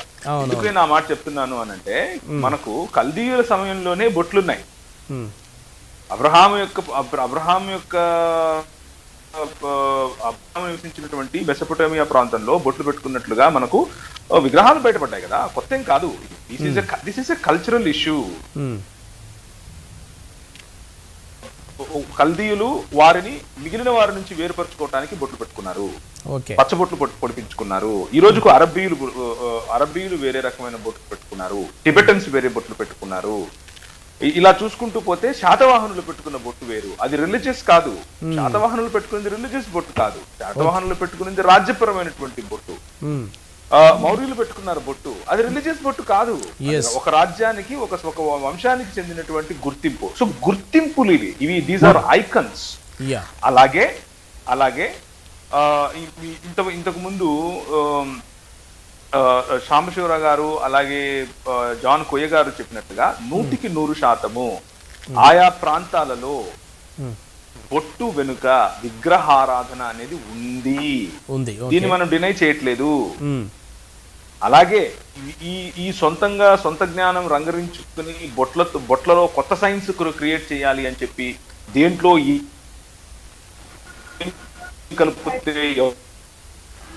కలిపితే నా పిండా శ్రాద్ధము మాటలు ఎవరైతే రాసుకున్నారో అవన్నీ రాసుకున్నారు, మనం కాదనం లేదు. అవి సైంటిఫిక్ కాదు, వాటిని చేయమని మనం ప్రోత్సహించటము లేదు. అలా చేయమని క్రైస్తవులు ఎవరైతే చెబుతున్నారో వాళ్ళను మనం తప్పుపడుతున్నాం కూడా. అయితే ఇక్కడ స్పష్టత రావాల్సిన విషయం ఏమిటి అని అంటే, మనము దేన్నైతే రిడీమ్ చేయగలమో, విమోచించగలమో వాటిని విమోచించే సమాజంగా ఉన్నాం మనం. అవును, క్రైస్తవ సమాజం. ఉదాహరణకు మన పంచకట్టు ఉంది, మన పంచకట్టును విమోచించాం, మన పంచలు కట్టుకుని మన వాక్య పరిచర్య చేశారు మన ప్రజలు. అవును, బయట దేశాల నుంచి వచ్చినటువంటి క్రైస్తవ మిషనరీలు స్థానికంగా సాంస్కృతికంగా పంచలు ధోతులు కట్టుకుని మరీ చేశారు. సో విమోచించేటటువంటి సంస్కృతిలో ఉన్నటువంటి భాగాలను మనం విమోచించాలి. అది మన ఐడెంటిటీ. మన ఐడెంటిటీ ఏమిటి అని అంటే, మనము సమాధానపరచు పరిచర్యలో ఉన్నాం. సమాధాన పరచు పరిచర్యకు, రాజీ పడిపోయే పరిచర్యకు ఉన్న తేడాయే ఈ డిస్కషన్. చాలా స్పష్టంగా చెప్తున్నాను చూడండి. సమాధానపరచు పరిచర్యకు, రాజీ పడిపోయే పరిచర్యకు ఉన్న డిస్కషనే ఉన్న అంతర్యం, లేకపోతే ఆ వ్యత్యాసమే ఈ డిస్కషన్. సమాధానపరచడం అనంటే సంస్కృతిలో ఉన్నటువంటి భిన్న ఆచారాలను, భిన్న పద్ధతులను నూతన సృష్టికి అనుగుణముగా, లేకపోతే క్రీస్తు యొక్క రాజ్యంలో భాగంగా వాటిని వారి మహిమలు మోసుకొని వచ్చేటటువంటి రాజ్య ప్రతినిధులుగా మనం స్వీకరించగలిగేటటువంటి కొన్ని ఉంటాయి. వాటిని మనం స్వీకరించవచ్చు. కానీ కొన్ని దాన్ని ఏమంటారు, రాజీ పడిపోయే విధంగా లేకపోతే కాంప్రమైజ్ అయిపోయే విధంగా, దీన్ని సింక్రటిజం అని అంటారు, దీన్ని కాంటెక్స్చువలైజేషన్ అనరు. కాంటెక్స్చువలైజింగ్ అని అంటే సాంస్కృతికంగా ఉన్నటువంటి పద్ధతులను మనం విమోచించి వాటికి ఉన్నటువంటి అర్థాలను బిబ్లికల్ గా వాటికి ఆపాదించి చెప్పగలిగేటటువంటి సామర్థ్యం. సింక్రటిజం అనంటే విగ్రహారాధనలో ఉదాహరణకు కలశము, ఆ కలశం పైన ఉండేటటువంటి టెంకాయ, దానికి ఉన్న తమలపాకులు పెట్టి ఏవైతే ఉంటాయో వాటిని చూపించి ఇదే త్రియేకత్వం అని చెప్పటం, ఇది సింక్రటిజం. ఇది అంటే శివలింగాన్ని చూపించి, అలాగే విష్ణువు యొక్క ఇంకొక అవతారాన్ని చూపించి, బ్రహ్మకు ఉన్నటువంటి ఇంకొక గుణాన్ని చూపించి, శివగుణము, విష్ణుగుణము మరియు బ్రహ్మగుణము చెప్పటం సింక్రటిజం. అది కాంటెక్స్చువలైజింగ్ కాదు. Okay. Interpreting Bible from the other religious sources, background or sources అనేది క్రైస్తవ సమాజము లేకపోతే బైబిల్లో ఉన్నటువంటి బైబిల్ కు సంబంధించినటువంటి సమాజం ఏనాడు కూడా అలాంటి వాటిని ఎంటర్టైన్ చేయలేదు. కానీ బిబ్లికల్ అండర్స్టాండింగ్ లో ఉదాహరణకు మనం క్రిస్మస్ కు పైన స్టార్ పెట్టుకుంటాం, అది బైబిల్ పెట్టుకోమని చెప్పదు. అవును. బైబిల్కి ఎవరు దాన్ని ఏమంటారు, స్టార్లకు ఎవరు దండేసి దండం పెట్టుకుని దాని చుట్టూ తిరగరు, దాంట్లో లేని కొత్త మీనింగ్ ఎవరు ఎతకరు. ఆ రోజు క్రిస్మస్ దినాన ఒక చుక్క కనిపించింది కాబట్టి గుర్తుగా లేకపోతే ఐకాన్ గా దాన్ని వాడుతున్నారు. అలాగే ఒక చెట్టు ఉంటుంది, ఆ చెట్టు ఉదాహరణకు ఆ రోజుల్లో రోమా సామ్రాజ్యం ఉన్నటువంటి రోజుల్లో, అలాగే ముఖ్యంగా ఇప్పుడున్నటువంటి స్కాండినేవియన్ ప్రాంతంలో భయంకరమైనటువంటి చలికి అన్ని చెట్లు చచ్చిపోతే ఈ ఒక్క చెట్టు మాత్రమే పచ్చగా కనిపిస్తుంది. సో చచ్చిపోయినటువంటి సందర్భం నుంచి కూడా వెలుగు లేకపోతే జీవాన్ని చూపించేటటువంటి చెట్టుగా దీన్ని ఆ రోజుల్లో ప్రజలు గుర్తించుకునేవారు, గమనించుకునేవారు, దీనికి పూలదండలు గిలదండలు వేసేవాళ్ళు. క్రైస్తవ సమాజం దాన్ని విడిపించి ఇది కాదు, దాని అర్థం ఏంటంటే ప్రభువైన యేసు క్రీస్తు తిరిగి లేచాడు అని చెప్పేందుకు ఒక సూచనగా ఇది ఉంది అని విడిపించే ప్రయత్నం చేసింది. అంత మాత్రాన ఇప్పుడు మనము ప్రతి ఒక్క రోజు ఇళ్లలో చెట్లు పెట్టుకోవాలి అని చెప్తామా? అవును, చెప్పము. చెట్టు పెట్టుకుని దానికి అలంకరణ చేయకపోతే నువ్వు క్రైస్తవుడు కాదు అని చెప్తామా? చెట్టు ఉద్యమం చేద్దాం అని చెప్తామా? చెప్పము. ఒకవేళ ఎవరికైనా ఇష్టం ఉండి దాంట్లో క్రీస్తు యొక్క పునరుత్థానం చూడాలనుకుంటే నీ స్వాతంత్రం రా బాబు అని చెప్తాం. క్రీస్తు పునరుత్థానం యొక్క అంశము అందులో కనిపించకుండా వాడికి పాత రోమనులు లేకపోతే స్కాండినేవియన్ ఎంపైర్ లో ఉన్నటువంటి ఆ విగ్రహం కనిపిస్తుంది అంటే పెట్టుకోవద్దని చెప్తాం. అవును. సో ఆ స్వాతంత్రం ఉంది అని చెప్తున్నాను. సో బొట్లు అన్నవి అవి రాజ్యానికి చిహ్నాలుగా ఉన్నాయి, మతాలకు చిహ్నాలుగా ఉన్నాయి, విగ్రహారాధనకు చిహ్నాలుగా ఉన్నాయి. అలాగే ప్రజలపై ఇంతవరకు వెంకటేష్ గారు చాలా చక్కగా చెప్పినట్లుగా ప్రజలను విభజించి పాలించటానికి మన పైన రాజ్యం చేసేటటువంటి విగ్రహాలు కేవలము చెట్టు రూపము, తర్వాత లింగ రూపము, తర్వాత నామరూపము లేకపోతే బొట్టు రూపమే కాదు, మనిషి రూపము కూడా ఉంటాయి, ప్రవక్త రూపంలో కూడా ఉంటాయి, పాస్టర్ రూపంలో కూడా ఉంటది విగ్రహం అనేది, ధనం రూపంలో కూడా ఉంటది, కులం రూపంలో కూడా ఉంటది. మనం క్లెయిమ్ చేసుకునేటటువంటి ఈ దాన్ని ఏమంటారు, ఒక రకమైనటువంటి సుపీరియారిటీ కాంప్లెక్స్ లో కూడా ఉంటుంది. ఓకే. ఆ విగ్రహం నుంచి క్రైస్తవ సమాజం బయటపడాలి, ఆ విగ్రహం నుంచి క్రైస్తవ సమాజం తాము రక్షించుకోవాలి. రక్షించుకోకపోతే ఆ విగ్రహంలోనే ఇరుక్కుంటారు. ప్రభు స్థానాన్ని విగ్రహానికి ఇస్తారు. అది పాస్టర్ అయినా, ప్రవక్తగా చెప్పుకున్న వ్యక్తి అయినా, దీపస్తంభముగా చెప్పుకున్న వ్యక్తి అయినా, నేను బైబిల్కు పైనున్నవాడిని అని చెప్పుకున్న వ్యక్తి అయినా, నేను ఇవాంజలిస్ట్ అని చెప్పుకున్నా, నేను ఈ తరం ఏలియాన్ అని చెప్పుకున్నా, నా తర్వాతే ఎవరైనా అని చెప్పుకున్నా, క్రీస్తుని అంగీకరించడం అంటే నన్ను అంగీకరించడమే అని చెప్పుకున్నా, ఇవన్నీ కూడా విగ్రహారాధనకు సూచనలు. ఈ విగ్రహం నుంచి మనం బయటపడాలి. విగ్రహం వద్దు మనకు, ప్రభు చాలు. ఓకే. John Koya brother.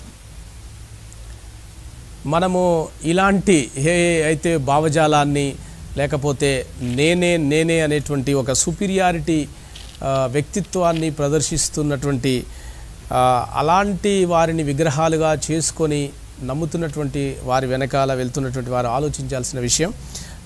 సోదరు జాన్కోయ్ గారు ఉన్నారు కదా? ఓకే బ్రదర్, అయితే ఇప్పుడు మీరు కొన్ని విషయాలు చూపించారు. హైందవ గ్రంథాల ప్రకారంగా అది విగ్రహ సంబంధమైనటువంటిదే అని చూసాం. ప్రవీణ్ బ్రదర్ చెప్పినట్లుగా ఓన్లీ విగ్రహాలకే కాదు, రకరకాల విధానాల్లో రకరకాల ఉద్దేశాలతో మనుషులు బొట్టుని అనేటువంటి దాన్ని ధరించారు. అయితే బైబిల్ చెప్పేది ఏంటంటే మీరు క్రీస్తుని ధరించండి అని ఉంది. సో మీరే చెప్పారు, మనం పాత సృష్టి కాదు, ఇప్పుడు నవీన సృష్టిగా చేపడ్డాం, మనం మారుమనసు పొందాం. సో పాత సృష్టి కొత్త సృష్టి పొందుటయందే కానీ అని పౌలు చెప్తాడు. కాబట్టి ఇప్పుడు ఇంకా మరి హైందవ గ్రంథాల నుంచి మీరు ఏమైనా చెప్పాలనుకుంటున్నారా? ఇంకా వారి ఉద్దేశాన్ని, అసలు దానికి మనకు సంబంధం లేదు అనేటువంటిది మరి సహోదరులు చెప్తున్న విషయం, మీరేమంటారు? మీ వాయిస్ రావట్లే, మ్యూట్ చేసుకున్నారు. మొదట్లో మనం మాట్లాడే విధానంగా క్రైస్తవుడికి పర్టికులర్ గా గుర్తింపు ఉండదు అని ప్రవీణ్ గారు స్టార్టింగ్ లో చెప్పారు. అవును, పర్టికులర్ గుర్తింపు ఉండదు. ఇప్పుడు సిలువు గుర్తు వేసినంత మాత్రాన మనకి అది గుర్తింపు అవదు. 2000 సంవత్సరాలు అయిపోయింది ఇప్పటికే. క్రైస్తవ్యం అనేది ప్రపంచవ్యాప్తంగా ఉన్న దీనివల్ల గుర్తింపు వస్తుంది అనేది కాదు. పైగా మనం ఒక డిబేట్ చూసాను. ఆ డిబేట్ లో ఆయన ఏమన్నారంటే, మీరు హిందూ స్త్రీగా క్రైస్తవ స్త్రీ హిందూ స్త్రీగా కనబడకూడదు. నాకు జాన్కోయ్ గారు ఒక చిన్న మాట మధ్యలో, నాకు ఒకటి అర్థం కాని ఏంటంటే, ఇప్పుడు స్త్రీల కోసమే ఈ బొట్ల సరఫరా చేస్తున్నటువంటి మరి పెద్ద ఆయన తాను ఎందుకు జనరల్గా అయితే ఇప్పుడు మనం చూసినట్లుగా లేఖన వాళ్ళ గ్రంథాల్లోనే పురుషులు ధరించారు. యాక్చువల్గా సో వైష్ణవైట్లు 12 నామాలు పెట్టుకున్నారు 12 చోట్ల బాడీకి. వాళ్ళ ఉద్దేశం ఏంటంటే ప్రతిసారి పురుషులకే, యాక్చువల్గా స్త్రీలకు కాదు, స్త్రీలకు కాదు, పురుషులకే. అంటే చాలా మంది కూడా పెట్టుకున్నారండి వాళ్ళు. నుదుటి పైన కుంకుమ పెట్టుకోవటం మాత్రమే స్త్రీలకు అలా ఉండేది. అది కేవలము యోనిని దర్శిస్తుంది. అది రజస్ ఇక్కడ పెట్టుకునేటటువంటి బొట్టు ఏదైతే ఉందో పెండ్లి మాత్రమే పెట్టుకోవాలి. భర్త దాన్ని ఫిల్ చేయాలి. దాని అర్థం ఏమిటి అని అంటే, మన ఇద్దరి సంభోగం కారణం చేత నీ యోనిలో నేను నా బీజమును వేస్తాను అని చెప్పినటువంటి మంత్రోచ్చరణ తర్వాత చేసేటటువంటి పెట్టేటటువంటి ఇక్కడ పెట్టుకునే బొట్టుకు సంబంధం లేదు. ఈ నుసుటకు పెట్టుకునేటటువంటి బొట్లు పురుషులే పెట్టుకుంటారు. నుదుటే కాకుండా ఇంకా వేరే శరీర భాగాల్లో కూడా పెట్టుకున్నారు. అది వాళ్ళ గ్రంథాలు చెప్తున్నటువంటి విషయం. వాళ్ళు కూడా ఇప్పుడు పురుషులు కూడా పెట్టుకుంటున్నారండి. అది కూడా కొన్ని ఫొటోస్ మనం చూసాం ఫేస్బుక్ లో. వాళ్ళు పురుషులు పెట్టుకుంటున్నారు, స్త్రీలు కూడా పెట్టుకుంటున్నారు. అంటే ఒక ఉద్యమంగా వాళ్ళు చేస్తూ ఉన్నారు. అంటే ఇప్పుడు ఇంతవరకు రౌండ్ బొట్టు పెట్టుకుంటున్నారు, చాలా మంది రౌండ్ బొట్టు పెట్టుకుంటున్నారు కదా. ఇక మీదట మీరు సిలువు గుర్తు పెట్టుకోండి అని వారు అంటున్నారు. అంటే కనబడితే మీరు హైందవ స్త్రీగా కనబడకూడదు, కనబడితే క్రైస్తవ స్త్రీగా కనబడాలి.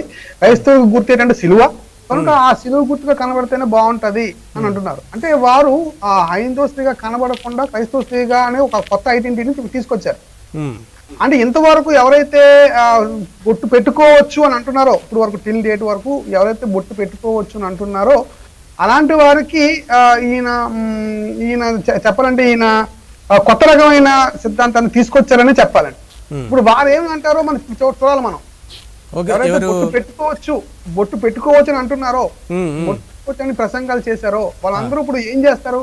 రౌండ్ బొట్టు పెట్టుకుంటారా లేకపోతే సిలువు గుర్తు పెట్టుకుంటారా? అంటే సిలువు గుర్తు వర్సెస్ రౌండ్ బొట్టు ఇప్పుడు జరుగుతున్న యుద్ధం అది.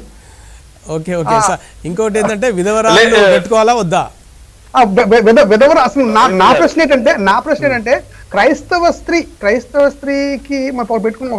ఇప్పుడు సిలువు గుర్తు పెట్టుకున్నాం అనుకుందాం, మరి భర్త చనిపోయారు అనుకోండి, ఇప్పుడు మరి ఏం చేస్తారు? ఇప్పుడు మరి అయితే ఆ బొట్టు తీసేస్తారా అనేది ఒక ప్రశ్న వస్తుంది, ఆటోమేటిక్ వస్తుందిగా. నాకొక ఇప్పుడు సిలువ గుర్తు పెట్టుకోవడంలో నాకేం కనబడుతుందంటే ధైర్యం కనబడుతుంది, స్త్రీల యొక్క ధైర్యం. ఎందుకంటే ఒకటేమో బొట్టు పెట్టుకోవట్లేదు, నువ్వేమన్నా ఉండమోపివా అనేటువంటి నింద పోతుంది ఒకటి. రెండవది ఏంటంటే ధైర్యంగా నేను క్రీస్తు నమ్ముతున్నాను అని బహిరంగంగా సాక్ష్యం చెప్తున్నట్లే కదా. చెప్తున్నట్టు రవీంద్ర గారు, పరిస్థితి ఏంటి? ప్రవీణ్ గారు చెప్పండి. జాన్ గారు, భర్త చనిపోతే పరిస్థితి ఏంటి? జాన్ కోయ్ బ్రదర్ ఒక్క నిమిషం. జాన్ గారితో పాటుగానే జాన్ గారు అన్నదానికి అనుసంధానంగానే ఒక మాట చెప్తాను మీరు అడిగిన ప్రశ్నకు. ఓకే, ఇప్పుడు బొట్టు పెట్టుకోలేదు ముండమోపమే అని అడుగుతారు అనేది మీ ప్రశ్న. ఏంది నువ్వు అంత బొట్టు పెట్టుకున్నావు సానిదానివా అని అడగరా? డైరెక్ట్ క్వశ్చన్ ఏంది డిజైన్ పెట్టుకున్నావు ఏ కొంపపోతున్నావు అని అడగరా? నేను మీకు అనుకున్నవాడు వంక పెట్టాలనుకున్నవాడు ఏం పెట్టినా పెడతాడు, వంక పెడతాడు. ఈ సందర్భంలో మీకు ఒకటి చెప్తాను, కరెక్టే మీరు చెప్పేది. ఇప్పుడు మనం సౌత్ ఇండియాలో మల్లెపూలు పెడతారు, కానీ నార్త్ ఇండియాలో మల్లెపూలు పెడితే అది వేశ్యకు సూచన. మరి నేను చాలా ఆశ్చర్యపోయాను అంటున్నాను. సాంస్కృతికము మెద్రాస్కి వెళ్తే మెరవం లేకుండా మల్లెపూలు కుట్టరు. మెరవం ఉండాలి. మద్రాసుకి వెళ్తే కనకాంబరాలు పెట్టుకునే వాళ్ళ గుర్తింపు వేరు. అవును, ఒక్కొక్క ప్రాంతంలో ఒక్కొక్క గుర్తింపు ఉంటుంది. జాజిపూలు తర్వాత మల్లెపూలకు మధ్యలో తేడాలు చెప్తారు. ఇవన్నీ కూడా తెలియదు మనకు, అది అవసరం లేదు మనకు క్రైస్తవులంగా. అవును అవసరం. ఇంకొకటి మాట చెప్తాను, ఇంకొక ప్రధానమైన విషయము ఇక్కడ మీరు చెప్పిన దానికి మళ్ళీ జాన్ కోయ్ గారు సమయం తీసుకుంటాను అనుకోకండి దయచేసి. ఇప్పుడు ఇది పెట్టుకున్నావు కాబట్టి ఏంటి అని ఒకరు అడుగుతున్నారు కాబట్టి నేను ఈ స్టెప్ వేస్తాను అని అనుకుంటే అడిగేవాడు అడుగుతూనే ఉంటాడు. నీ స్టెప్స్ నువ్వు మార్చుకుంటూనే ఉండాలి. ఏమి ఇలా చేస్తూనే పోతూ ఉంటే ఇంతకు ముందు మనం మాట్లాడుకుంటున్నట్లుగా తమిళ ప్రాంతంలో ఎవరు కూడా ఇప్పుడు రౌండ్ బొట్టు వర్సెస్ సిలువ బొట్టు అన్నది పాయింట్ వచ్చింది కాబట్టి ఈ మాట చెప్తున్నాను. తమిళ ప్రాంతంలో రౌండ్ బొట్లు ఎవరు పెట్టుకోరు. ఇలా ఇలా ఇలా మధ్యలో అడ్డంగా ఇలా తెల్లగా పూసుకుని వెళ్ళిపోతారు. అవును, లైట్ గా. So it depends. నువ్వు సాయిబాబా గుడికి వెళ్తే ఆ బొట్టు పెట్టుకుంటావు, ఇంకో గుడికి వెళ్తే ఇంకో బొట్టు పెట్టుకుంటావు. ఎక్కడికి వెళ్ళకపోతే నువ్వు కేవలం ద్రవిడు అని చెప్పుకునే వాళ్ళు నల్లగా ఇక్కడ ఒకటి పూసుకొని వెళ్తారు. అదంతా విభజించటం కోసం ఐడెంటిటీ పాలిటిక్స్. మీరు చెప్పింది నేను చదివాను ఒక ఆర్టికల్లో. నల్ల బొట్లు ఎవరు పెట్టుకోవాలంటే శూద్రులు పెట్టుకోవాలట. విభూతి తెల్ల బొట్లేమో బ్రాహ్మణులు పెట్టుకోవాలి, క్షత్రియులేమో ఎర్రబొట్టు పెట్టుకోవాలట, వైశ్యులేమో పచ్చబొట్టు పెట్టుకోవాలట, పసుపచ్చ బంగారానికి సూచన, శూద్రులేమో నల్లబొట్టు పెట్టుకోవాలట. సో ఈ శూద్రులను బలవంతంగా పెట్టించారు. ఒకవేళ పెట్టుకోకపోతే వారి పైన పచ్చబొట్టు పొడిపించారు. ఈ దేశంలో జరిగిన ఇది. ఈ రోజు మనం ఆ రోజు ఆర్యులు ద్రవిడుల పైన చేసింది ఈ రోజు సంఘంలో ఉన్నటువంటి కొందరు పెద్దలు అందరి పైన మతం పేరిట రుద్దుతున్నారు అన్నట్లుగా కూడా దీన్ని ప్యారల్ గా తీసుకునే అవకాశం ఉంది. ఓకే, సాంబశివరావు గారు మీరు మౌనంగా ఉన్నారు. మీరు కొన్ని విషయాలు చెప్పండి. ఆ గ్రంథాల్లో ఏమైనా ఉందా ఇంకా చెప్పేది? గ్రంథాల్లో చెప్పేది చాలా ఉంటది బ్రదర్, ఒక రోజుల్లో బట్టి. ఒక రెండు చెప్పండి బ్రదర్. సరే, 2 విషయాలు చెప్తాను. ఇక్కడ ఇంకొక విషయం మీకు గుర్తు చేయాలి బ్రదర్. ఇందాక గరిపాటి గారు మాట్లాడిన వీడియో ఒకటి పెట్టారు మీరు. ఓకే, అందులో ఆయనే కాదు చాలా మంది విగ్రహారాధికులు ఏం చెప్తారంటే, బొట్టు ప్రస్తావన వచ్చినప్పుడు ఇక్కడ ఏదో ఒక చక్రం ఉంటదని, మొత్తం బాడీలో ఎన్ని రకాల చక్రాలు ఉంటాయని, ఇక్కడ కనుక బొట్టు పెట్టుకుంటే ఇక్కడ ఏదో ఒక నరం ద్వారాగా ఆరోగ్యం, బాడీకి ఏదో మంచి అంటే ఆరోగ్య సంబంధమైనటువంటి మంచి జరిగిద్దని ఏదో రకరకాలు చెబుతా ఉంటాం. వాస్తవానికి అవన్నీ కూడా తప్పే. ఎందుకంటే ఈ చక్రాలన్నీ కూడా ఎక్కడా కనపడలేదే మరి. అంటే వాళ్ళ ఉద్దేశంలో బ్రదర్, అది వాళ్ళ ఉద్దేశంలో యోగాలో అది ప్రాణమయ కోశంలో ఉంటాయి ఆ చక్రాలు. ఆ చక్రాలు కంటికి కనబడవు. కంటికి కనపడకుండా నువ్వు ఎలా చెప్తావు? అదే కదా స్వామి దయానంద సరస్వతి అదే చేశాడు. ఒక శవం గంగా నదిలో శవాన్ని తీసుకొని వచ్చి వీళ్ళు చక్రాలు అని చెప్తున్నారు, ఎక్కడ ఉన్నాయి చూద్దామని చెప్పి ఆ శవాన్ని కోస్తే చక్రాలు కనబడలేదు. కాబట్టి ఆయన ఇదంతా తప్పు అని చెప్పాడు. అఫ్ కోర్స్, కాకపోతే లేటర్ డెవలప్మెంట్లో మన ఎనర్జీ ఫీల్డ్స్ అవన్నీ సైన్స్ డెవలప్ చేశారు వాళ్ళు. చేసింది సైన్స్ అనకండి, అంటే వాళ్ళ ఉద్దేశంలో అది సైన్సే.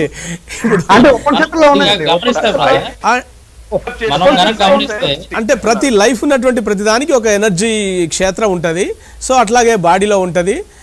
మన కాన్సన్ట్రేషన్ కోసం ఆజ్ఞాచక్రం మీద ఫోకస్ చేస్తే అక్కడ ఒక ఉపనిషత్తుల్లో ఉన్నాయండి, ఈ చక్రాల కోసం ఉపనిషత్తుల్లో ఉన్నాయండి. ఉపనిషత్తుల్లో మనకు ఈ ఉపనిషత్తుల్లో వారు గంధంలో రాసుకున్నారు చక్రాల కోసం. అంటే ఇప్పుడు లేటెస్ట్ కిర్లియన్ ఫోటోగ్రఫీ అని ఒకటి వచ్చింది, దాని ద్వారా కొన్ని ఫోటోలు తీశారు. ఫోటోలు తీసినప్పుడు ఈ చక్ర ఈ ప్లేస్లలో కొంత ఎవరైతే ఇప్పుడు బుద్ధుడు ఉన్నాడు అనుకోండి, ఫర్ ఎగ్జాంపుల్ బుద్ధుని చుట్టూ ఇక్కడ ఒక పెద్ద లైట్ వేస్తారు.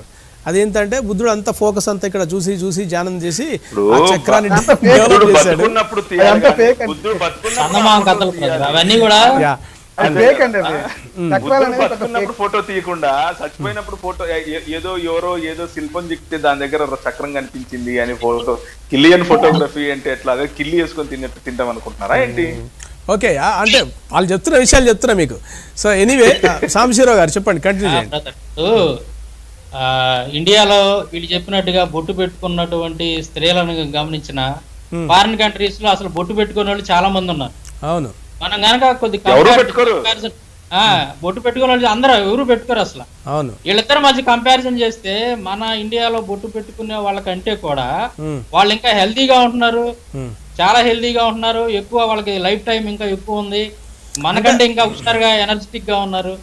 మరి వారి వాతావరణ పరిస్థితులు బ్రదర్, అంటే ఇప్పుడు మనము ఫుడ్ వాతావరణ మనిషి శరీరంలో ఎటువంటి చక్రాలు చెకోడీలు ఏమీ ఉండవు, అవన్నీ ఇవన్నీ కూడా అసలు ఏమాత్రం కూడా అన్ని రుజువులు లేనటువంటి చందమామ బాలమిత్ర కథలు లాంటివి అవన్నీ కూడా రుజువులు అనేవి లేవు. వాళ్ళ యొక్క గ్రంథాల్లో నేను కొన్ని చెప్పాను కదా బ్రదర్ మీకు ఇందాక, యుద్ధంలో విజయం సాధించడానికి కొన్ని రకాల బొట్లు పెట్టుకునే వాళ్ళని. అగ్ని పురాణము 313వ అధ్యాయంలో యుద్ధరంగమున ఈ మంత్రముతో అభిమంత్రించిన ఉదకమును త్రాగినచో వానిపై అధిక కోపము కలవాడు కూడా ప్రసన్నుడగును. ఈ మంత్రంతో అంజనము తిలకము ధరించినచో వశీకరణము సిద్ధించును. తర్వాత వశీకరణానికి సంబంధించినటువంటి కొన్ని ఉన్నాయి. అగ్ని మహాపురాణము 315వ అధ్యాయంలో గోరోజనాది తిలకము ధరించినచో మానవుడు సమస్త జగత్తును మోహింపజేయును. ఓం పేం మొదలగు స్వాహ వరకును ఉన్న మూలోక్త మంత్రముతో తిలకము ధరించిన వాడు రాజాదులను వశము చేసుకును. తర్వాత అగ్ని మహాపురాణం 323వ అధ్యాయం మాయా మంత్రము క్రీంచే అభిమంత్రించిన గోరోచన నాగ కేసర కుంకుమ మనస్సిలతో తిలకము ధరించి ఎవనిని చూసినను వాడు వశమగును. శ్రీ బ్రహ్మాండ మహాపురాణము దీంట్లో వచ్చేసి పండితుడు 108 సార్లు జపించి గోరోచనము కుంకుమ దీని సమభాగములతో చందనమును తిలకముగా ధరింపజేయవలను. దాని వల్ల వాడు తాను చూచిన వానిని తాకిన వానిని తలచిన వానిని వాని ధనముతో పాటు దాసుని వలె వశం చేసుకును. బొట్టు యొక్క పర్పస్ చేసుకోవడము, ఆకర్షించడము అంతా. ఓకే, ఆకర్షణ అనేది ఎక్కువ ఉంది. గరుడ పురాణం 178వ అధ్యాయంలో అగరు గుగ్గీలం నీలోత్పలం బెల్లంలతో శరీరం అంతటా ధూపం వేసుకుని వారు రాజగృహంలో అందరికీ ఇష్టలవుతారు. తర్వాత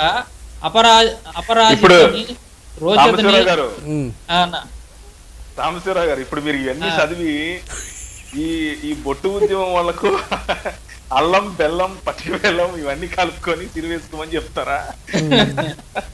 అంటే వాళ్ళ గ్రంథాల్లో వాటి యొక్క చరిత్ర అపరాజితని రోచన్ని కలిపి ఉండలాగా చేసి తిలకంతో ధరిస్తే రాజభవనంలోని వారందరూ ఇష్టసగులుగా మారిపోతారంట. సో బొట్టు శాస్త్రం ఇది. పూర్వ మహాపురాణం 2వ అధ్యాయంలో తెల్లని భస్మంతో నుసుటి యందు 3 రేఖలను ధరింపవలను. ఎవడు భగవంతుడగు నారాయణుడు ఆశ్రయించ పొందుదురు అతను ఎల్లప్పుడు నుదుటి యందు గంధోదకముతో శూలములను ధరించవలను. ఎవరైతే లోక సృష్టికి మూలభూతుడైన పరమేశ్వరుడు బ్రహ్మను ఆశ్రయించురో వారు తమ నుదుటి యందు ఎల్లప్పుడూ పొట్టు ధరించవలను. అప్పుడు సమస్త భూతముల అధిపతుడు జన్మలకు ఆదిభూతుడు జన్మ లేనివాడు కాలస్వరూపుడు అగు ఈ భగవంతుడు ధరింపబడిన వాడగును. ఇట్లాగా ఈ బొట్టుల యొక్క సోలం లాగా ఉండేటువంటి బొట్టులు కనుక ధరిస్తేనంట వాళ్ళకి ఇంకా ఏదో మంచి జరిగిద్దంట. ఇవన్నీ చాలా ఉన్నాయి ఆ గ్రంథాలు. సో మంచి కోసం, మంచి జరగడం, శుభం కోసం బొట్టు పెట్టుకోవడం, వశీకరణం కోసం కూడా వశీకరణం కోసము. ఓకే, అదనమాట. ఇట్లా చాలా ఉన్నాయి బ్రదర్. వెంకటేష్ బ్రదర్, మీ దగ్గరికి ఒక చిన్న ప్రశ్న. గలతీ పత్రిక 4వ అధ్యాయం 9వ వచనంలో ఏముందంటే, మనము దేవుని ఎరిగిన వారము, మరి విశేషముగా దేవుని చేత ఎరగబడిన వారము. సో మనము క్రీస్తులో ఉండడమే అసలైనటువంటి గుర్తింపు అని ఈ వాక్యం చెప్తుంది.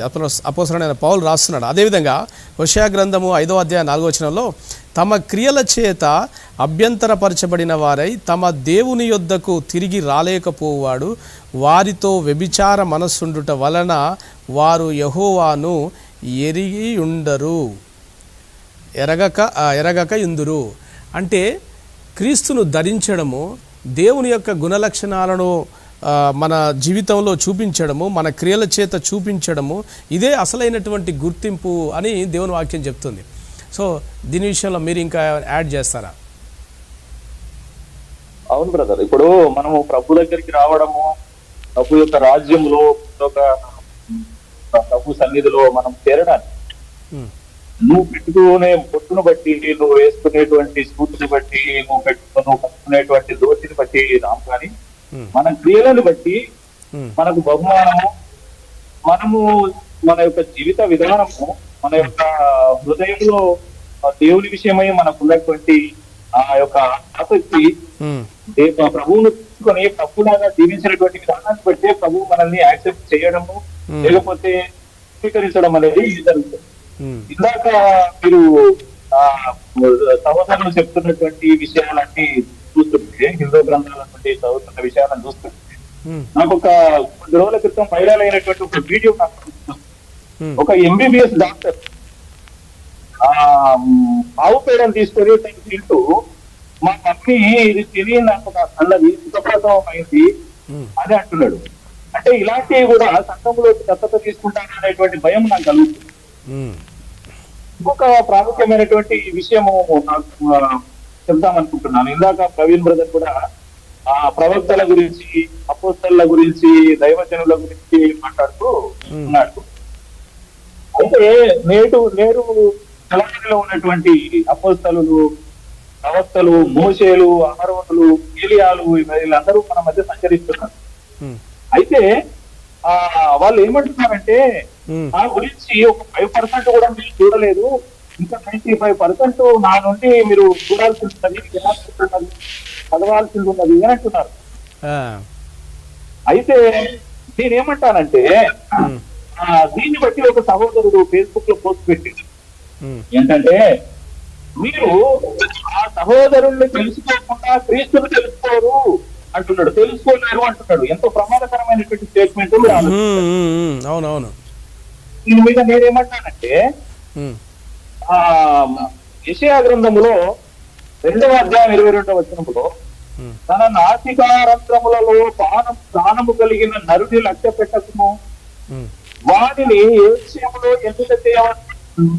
ఎన్నిక చేయవచ్చును అని లక్ష్య పెట్టకు అని అంటున్నాడు. ఎందుకంటే ఒక మంచి పార్టీ ఉన్నాడు, బలహీనుడై ఉన్నాడు, నువ్వు వాడి మీద లక్ష్య పెడితే నువ్వు గుండెలో పడిపోతావు, గాడి పడిపోతావు అని అంటున్నాడు. ఇంకొక మాట, ప్రసంగి గ్రంథంలో 9వ అధ్యాయం 3వ వచనంలో, అందరికీ ఒకటే గతింపదు, సూర్యుని కింద జరుగు అన్నిటిలో ఇది దుఃఖకరము, మరియు నరుల హృదయము చెడుతనముతో నిండి ఉన్నది, వారు బ్రతుకు కాలం అంతయు వారి హృదయముకు వెర్రితనముండును, తర్వాత వారి స్థితుల యొద్దకు పోవుదురు, ఇది దుఃఖకరము అని అంటున్నాడు.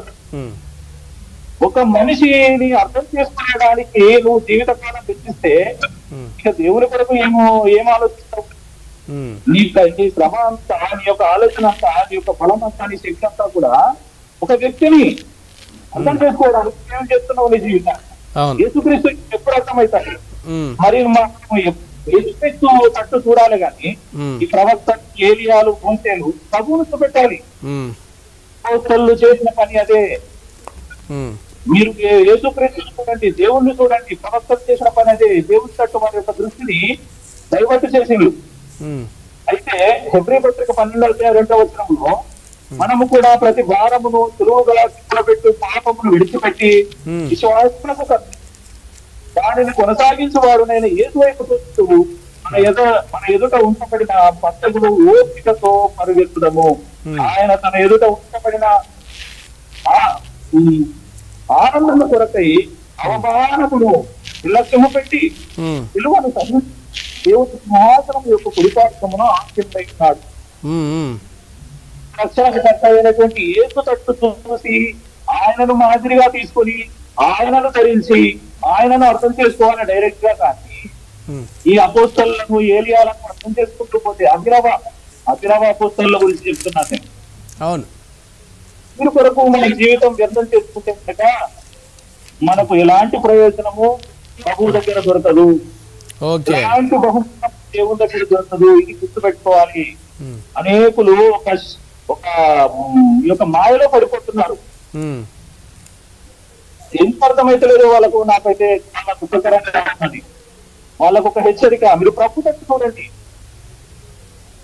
అంతేకాని మీ యొక్క విశ్వాసానికి భ్రష్టత్వంలోకి నడిపించినటువంటి వ్యక్తులను మీరు గురిపెట్టకండి అనేటువంటి విషయము నేను చెప్పాలను. ఓకే మనము అందరి ఒక్కొక్కరికి మరి చివరి ప్రశ్న నేను అడగాలనుకుంటున్నాను ప్రతి ఒక్కరిని కూడా. ప్రవీణ్ బ్రదర్, నా నామం పెట్టబడిన నా జనులు తమను తాము తగ్గించుకొని నా వైపు చూడడము అనేటువంటిది మరి బైబిల్లో ఉన్నటువంటి విషయం. సో ప్రభు వైపు చూడకుండా, ఆయన వైపు చూడకుండా మరి మనుషులు చెప్పేటువంటి లేకపోతే తమ సొంత ఇష్టానుసారంగా చెప్పేటువంటి మాటల్ని మన క్రైస్తవ ప్రజలు కొందరు ఇదే అల్టిమేట్ ట్రూత్ అన్నట్లుగా విశ్వసిస్తూ ఒక భ్రమలో బ్రతుకుతున్నారేమో అని అనిపిస్తుంది. సో ఆ ఉద్దేశం, వాటి విషయం బట్టి ఈ బొట్టు విషయంలో మీరేమంటారు? బొట్టు అన్నది అలంకరణగా ఒక సాంస్కృతిక నేపథ్యంలో దాన్ని తీసుకున్నంత వరకు అది యేసుక్రీస్తును అనుసరించేటటువంటి శిష్యులకు పెట్టుకోవాలన్న రూల్ కానీ పెట్టుకోకూడదన్న రూల్ కానీ లేదు. కానీ ఎప్పుడైతే బొట్టు వెనుక ఒక విగ్రహం, ఒక విభజించాలన్నటువంటి ఆలోచన, నీకంటే నేను గొప్పవాణ్ణి, సుపీరియర్ అనేటటువంటి ఆలోచన, నీకంటే నేను శ్రేష్ఠుణ్ణి అనే ఆలోచన, నీకు నాకు వ్యత్యాసం ఉంది అని చూపించుకోవటం కోసం ఇలాంటి వేరు వేరు దృక్పథాలతో ఎప్పుడైతే మనం ఇలాంటి అలంకరణలైనా ఇలాంటి బొట్లైనా కట్లైనా చేస్తామో అప్పుడు అవి మనకు విగ్రహాలుగా మారతాయి.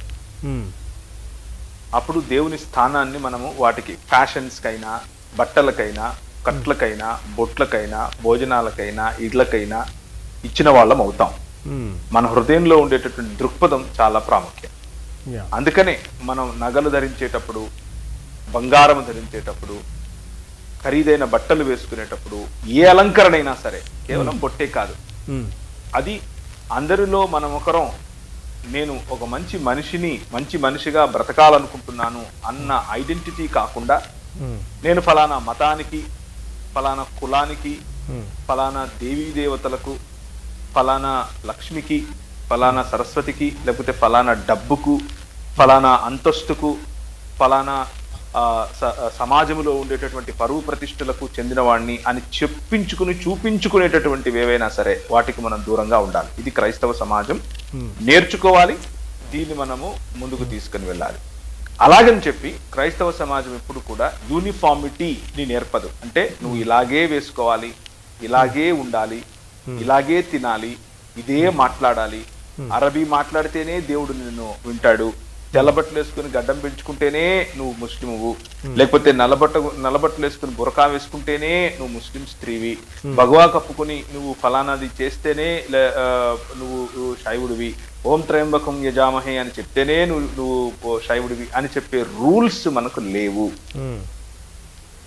మనం కాశ్మీర్లో ఉంటే కాశ్మీరీలుగా ఉంటాం, సుడాన్ లో ఉంటే సుడానీస్ గా ఉంటాం, భారతదేశంలో ఉంటే భారతీయులుగా ఉంటాం, గుజరాత్కు పోతే గుజరాత్ డ్రెస్ వేసుకుంటాం, లక్నోకు పోతే లక్నోయి తహజీబ్ లో ఉంటాం, హైదరాబాద్ లో ఉంటే హైదరాబాదీ తహజీబ్ లో ఉంటాం, మద్రాస్కి వెళ్తే తమిళంలో మాట్లాడతాం, తమిళంలో వాళ్ళలాగా పంచకట్టుకొని తిరుగుతాం. మనకు కట్టు బొట్టు ప్రాంతము భాష అన్నటువంటి తేడా లేదు. మనం ప్రత్యేకింపబడిన వాళ్ళము అనడానికి మన డ్రెస్సు, మనం వేసుకునే అలంకరణ ప్రాతిపదిక కాదు. మనం ప్రత్యేకింపబడిన వాళ్ళము అన్నది మన ఆలోచన పద్ధతి, మనం నమ్మేటటువంటి విశ్వాసం, మన దేవుడు, ఆయన పరిపాలనలో మనం ఉండటం, ప్రపంచాన్ని తీసుకుని రావటం, దానికోసం పని చేయటం, ఇలాంటి వాటిల్లో మన ప్రత్యేకత కనిపిస్తుంది.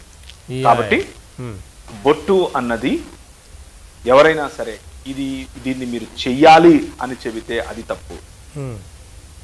ఇలా చేసేటప్పుడు ఇదిగో నేను చెప్పిన ఆకారం చెయ్యాలి అని చెప్పడం కూడా తప్పే.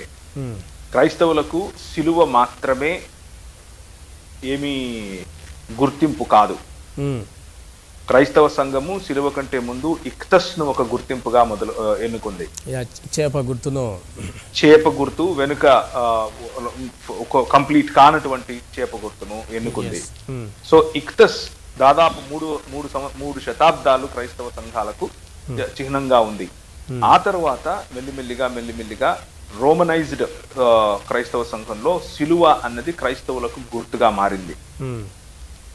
అది ఆ సిలువ అన్నది నిజానికి రోమనులకు గుర్తు. సిలువ అన్నది ఒక భయంకరమైన క్రూరమైన అధికార దాహానికి, అమానుషత్వానికి, ప్రజలను హింసించటానికి, దోచుకోవటానికి, వయలెన్స్ కు గుర్తు సిలువ. కానీ ఆ సిలువను ప్రభువైన యేసుక్రీస్తు దాని మీద వ్రేలాడటం ద్వారా రిడీమ్ చేశాడు. దాని మీద వ్రేలాడటం ద్వారా రిడీమ్ చేసి ఈ క్రూరమైనటువంటి, అమానుషమైనటువంటి మరియు మానవ విలువలను హరింపజేసే దోపిడి మరియు భయంకరమైనటువంటి క్రూరత్వానికి చిహ్నమైన దాన్ని ప్రేమకు, తగ్గింపుకు, త్యాగానికి, పంచిపెట్టడానికి, క్షమించటానికి గుర్తుగా మార్చాడు. దీన్నే రిడెంప్షన్ అని పిలుస్తున్నాం. దీన్నే మనం విమోచించేటటువంటి పరిచర్య, సమాధాన పడేటటువంటి పరిచర్య అని పిలిచాం. ఏ సిలువ అయితే అధికారానికి, అధికార పెత్తనానికి ఒక చిహ్నంగా ఉందో అదే సిలువ ఇప్పుడు యేసుక్రీస్తు కారణం చేత అధికారానికే కానీ పెత్తనానికి కాదు. ఈ అధికారం సేవించటం ద్వారా వస్తుంది. మానవ కళ్యాణము ద్వారా అధికారం వస్తుంది. మానవ కళ్యాణము ద్వారా ప్రజలను నేను ఏల్తాను అని ఆయన దాన్ని సిద్ధి చేశాడు ఆ సిలువను రిడీమ్ చేస్తూ. ఇది మనం నేర్చుకోవాల్సినటువంటి పాఠం. అంతేకాని మనం కనిపించిన చోటల్లా సిలువలు వేసుకుంటూ పోవటం, ఒకడు చెవుకి సిలువ గుర్తులో ఇలా యాలేసుకుని డాన్స్ వేస్తే వాడు క్రైస్తవుడైపోడు.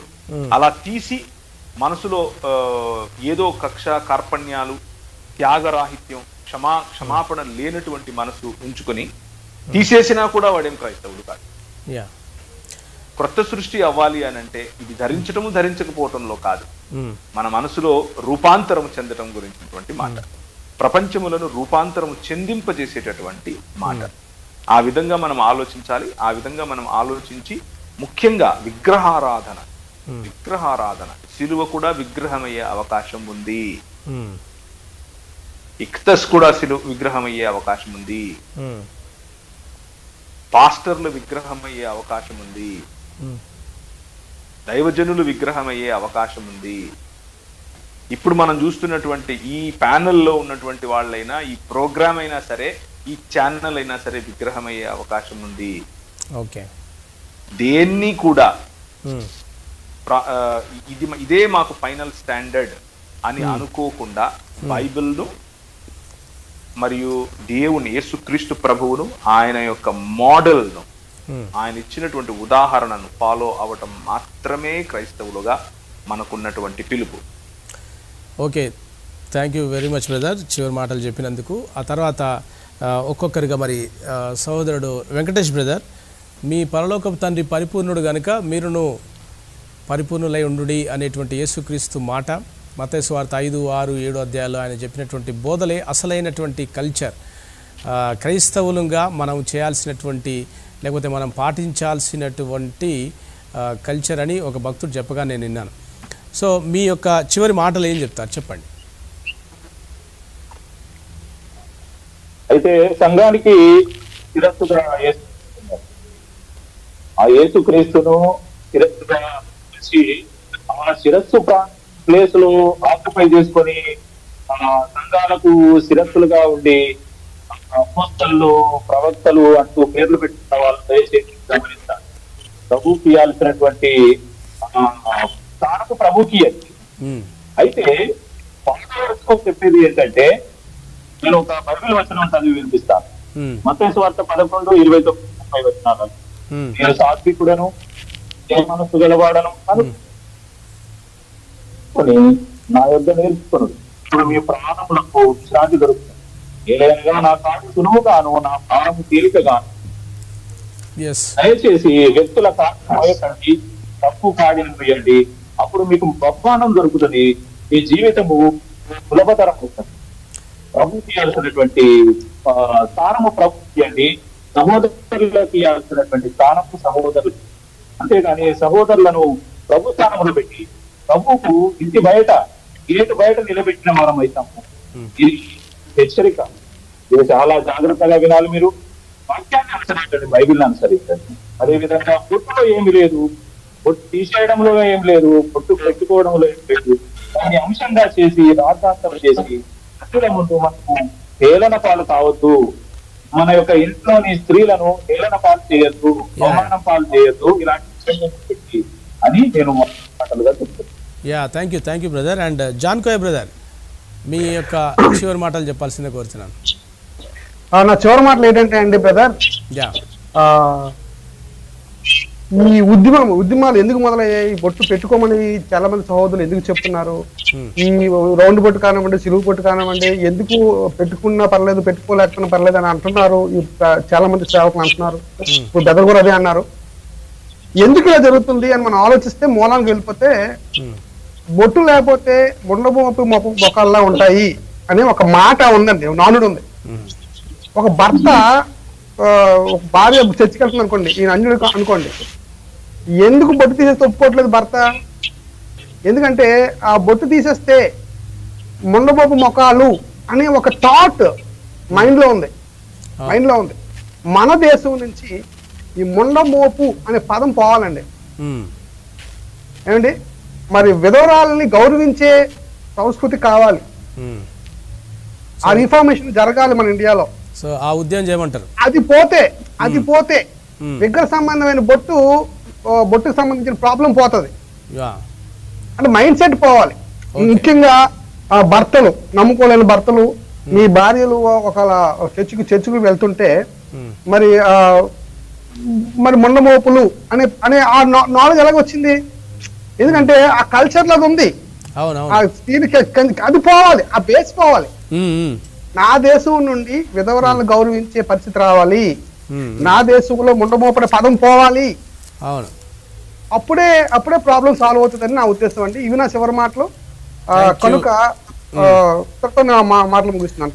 Thank you brother. మరి సాంబశివరావు బ్రదర్, మీరేం చెప్తారు చెప్పండి. చివరిగా మీ యొక్క అభిప్రాయాన్ని ప్రేక్షకులకు తెలియాల్సిందే కోరుతున్నాను. బొట్టు విషయంలో క్రిస్టియానిటీ అనేది మన ఇండియాకి వచ్చినప్పటి నుంచి కూడా క్రైస్తవ స్త్రీలు ఒక పద్ధతిని ఫాలో అవుతా ఉన్నారు. అవును. ఆ పద్ధతి ఏంటి అంటే, వాళ్ళకి ఇంట్లో ఎటువంటి ఇబ్బంది లేనటువంటి వాళ్ళు దాన్ని తీసేసుకొని ఉంటున్నారు. ఏదైనా ప్రాబ్లం ఉన్నటువంటి వాళ్ళు మాత్రం దాన్ని కంటిన్యూ చేస్తున్నారు. దానికి ఎటువంటి సమస్య లేదు. దాంట్లో అది అలా కంటిన్యూ అవుతుంది. దాన్ని అలా అవనిస్తే మనకేం ఇబ్బంది ఏమి ఉండదు. ఇంకా దాంట్లో చేర్పులు మార్పులు అన్ని తీసుకొచ్చి చేసి మళ్ళీ కొంత గలిబిలి సృష్టించడం, దాని వల్ల మన వాళ్ళు విడిపోయి ఒకళ్ళనొకళ్ళు విమర్శించుకోవటం, లేదంటే ఐక్యత దెబ్బతింటం, లేదంటే మతోన్మాదులకు అవకాశం ఇవ్వటం, ఇలాంటివన్నీ ఏమి లేకుండా సహోదరులు మళ్ళీ ఒకసారి, అంటే ఈ పద్ధతిని తీసుకొచ్చినటువంటి సహోదరులు మళ్ళీ ఒకసారి ఆలోచించి ఎటువంటి ఇది లేకుండా దీన్ని ఫుల్ స్టాప్ పడాలి తొందరగా అని చెప్పి నేను రోజు ప్రార్థన చేస్తున్నా దేవుడు. తొందరగా సమస్య పోవాలి అనేది నేను తొందరగా దేవుని రోజు ప్రార్థన చేస్తాను, ఈ సమస్య తొందరగా సమస్య పోవాలి అని. కాబట్టి దీన్ని తీసుకొచ్చిన సహోదరులు కూడా ఒకసారి ఆలోచించుకొని, సరే దానివల్ల ఒకసారి ఇప్పుడు ఎప్పటి నుంచో వస్తుంది ఒక పద్ధతి అనేది బొట్టు విషయంలో, దాన్ని మళ్ళీ మనం కొత్తగా ఏం చేయాల్సిన అవసరం అది ఒకసారి ఆలోచించుకుంటే మంచిదని ప్రేమపూర్వకంగా నేను సహోదరులు తెలియజేస్తాను. ఓకే.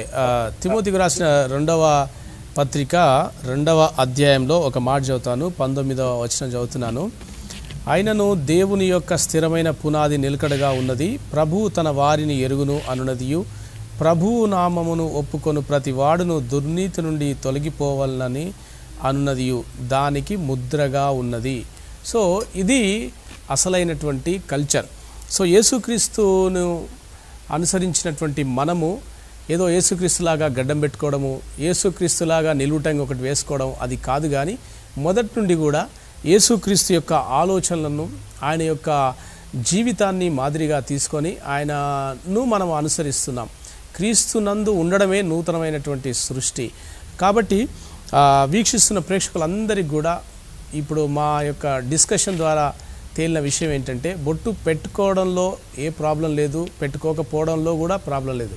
కానీ ఖచ్చితంగా మనం ఏదో అవమానం పొందుతున్నామని బొట్టు పెట్టుకోకపోవడం వల్ల, అందువల్లే ఈ సంస్కరణ అవసరము అని లేనిపోనివి తీసుకొని వచ్చి ఒక గలిబిలి గందరగోళాన్ని సృష్టిస్తున్నటువంటి ఈ తరుణాన్ని మీరందరూ కూడా అవాయిడ్ చేస్తే మంచిదని, త్వరగా మరి ఎవరైతే నాయకులు ఉన్నారో వారు కూడా ఈ విషయంలో ఒక ఫుల్ స్టాప్ పెడితే బాగుంటుందని ఆశిస్తూ ప్రేమపూర్వకంగా రక్షణ టీవీని వీక్షిస్తున్నందుకు వందనాలు చెల్లిస్తున్నాం.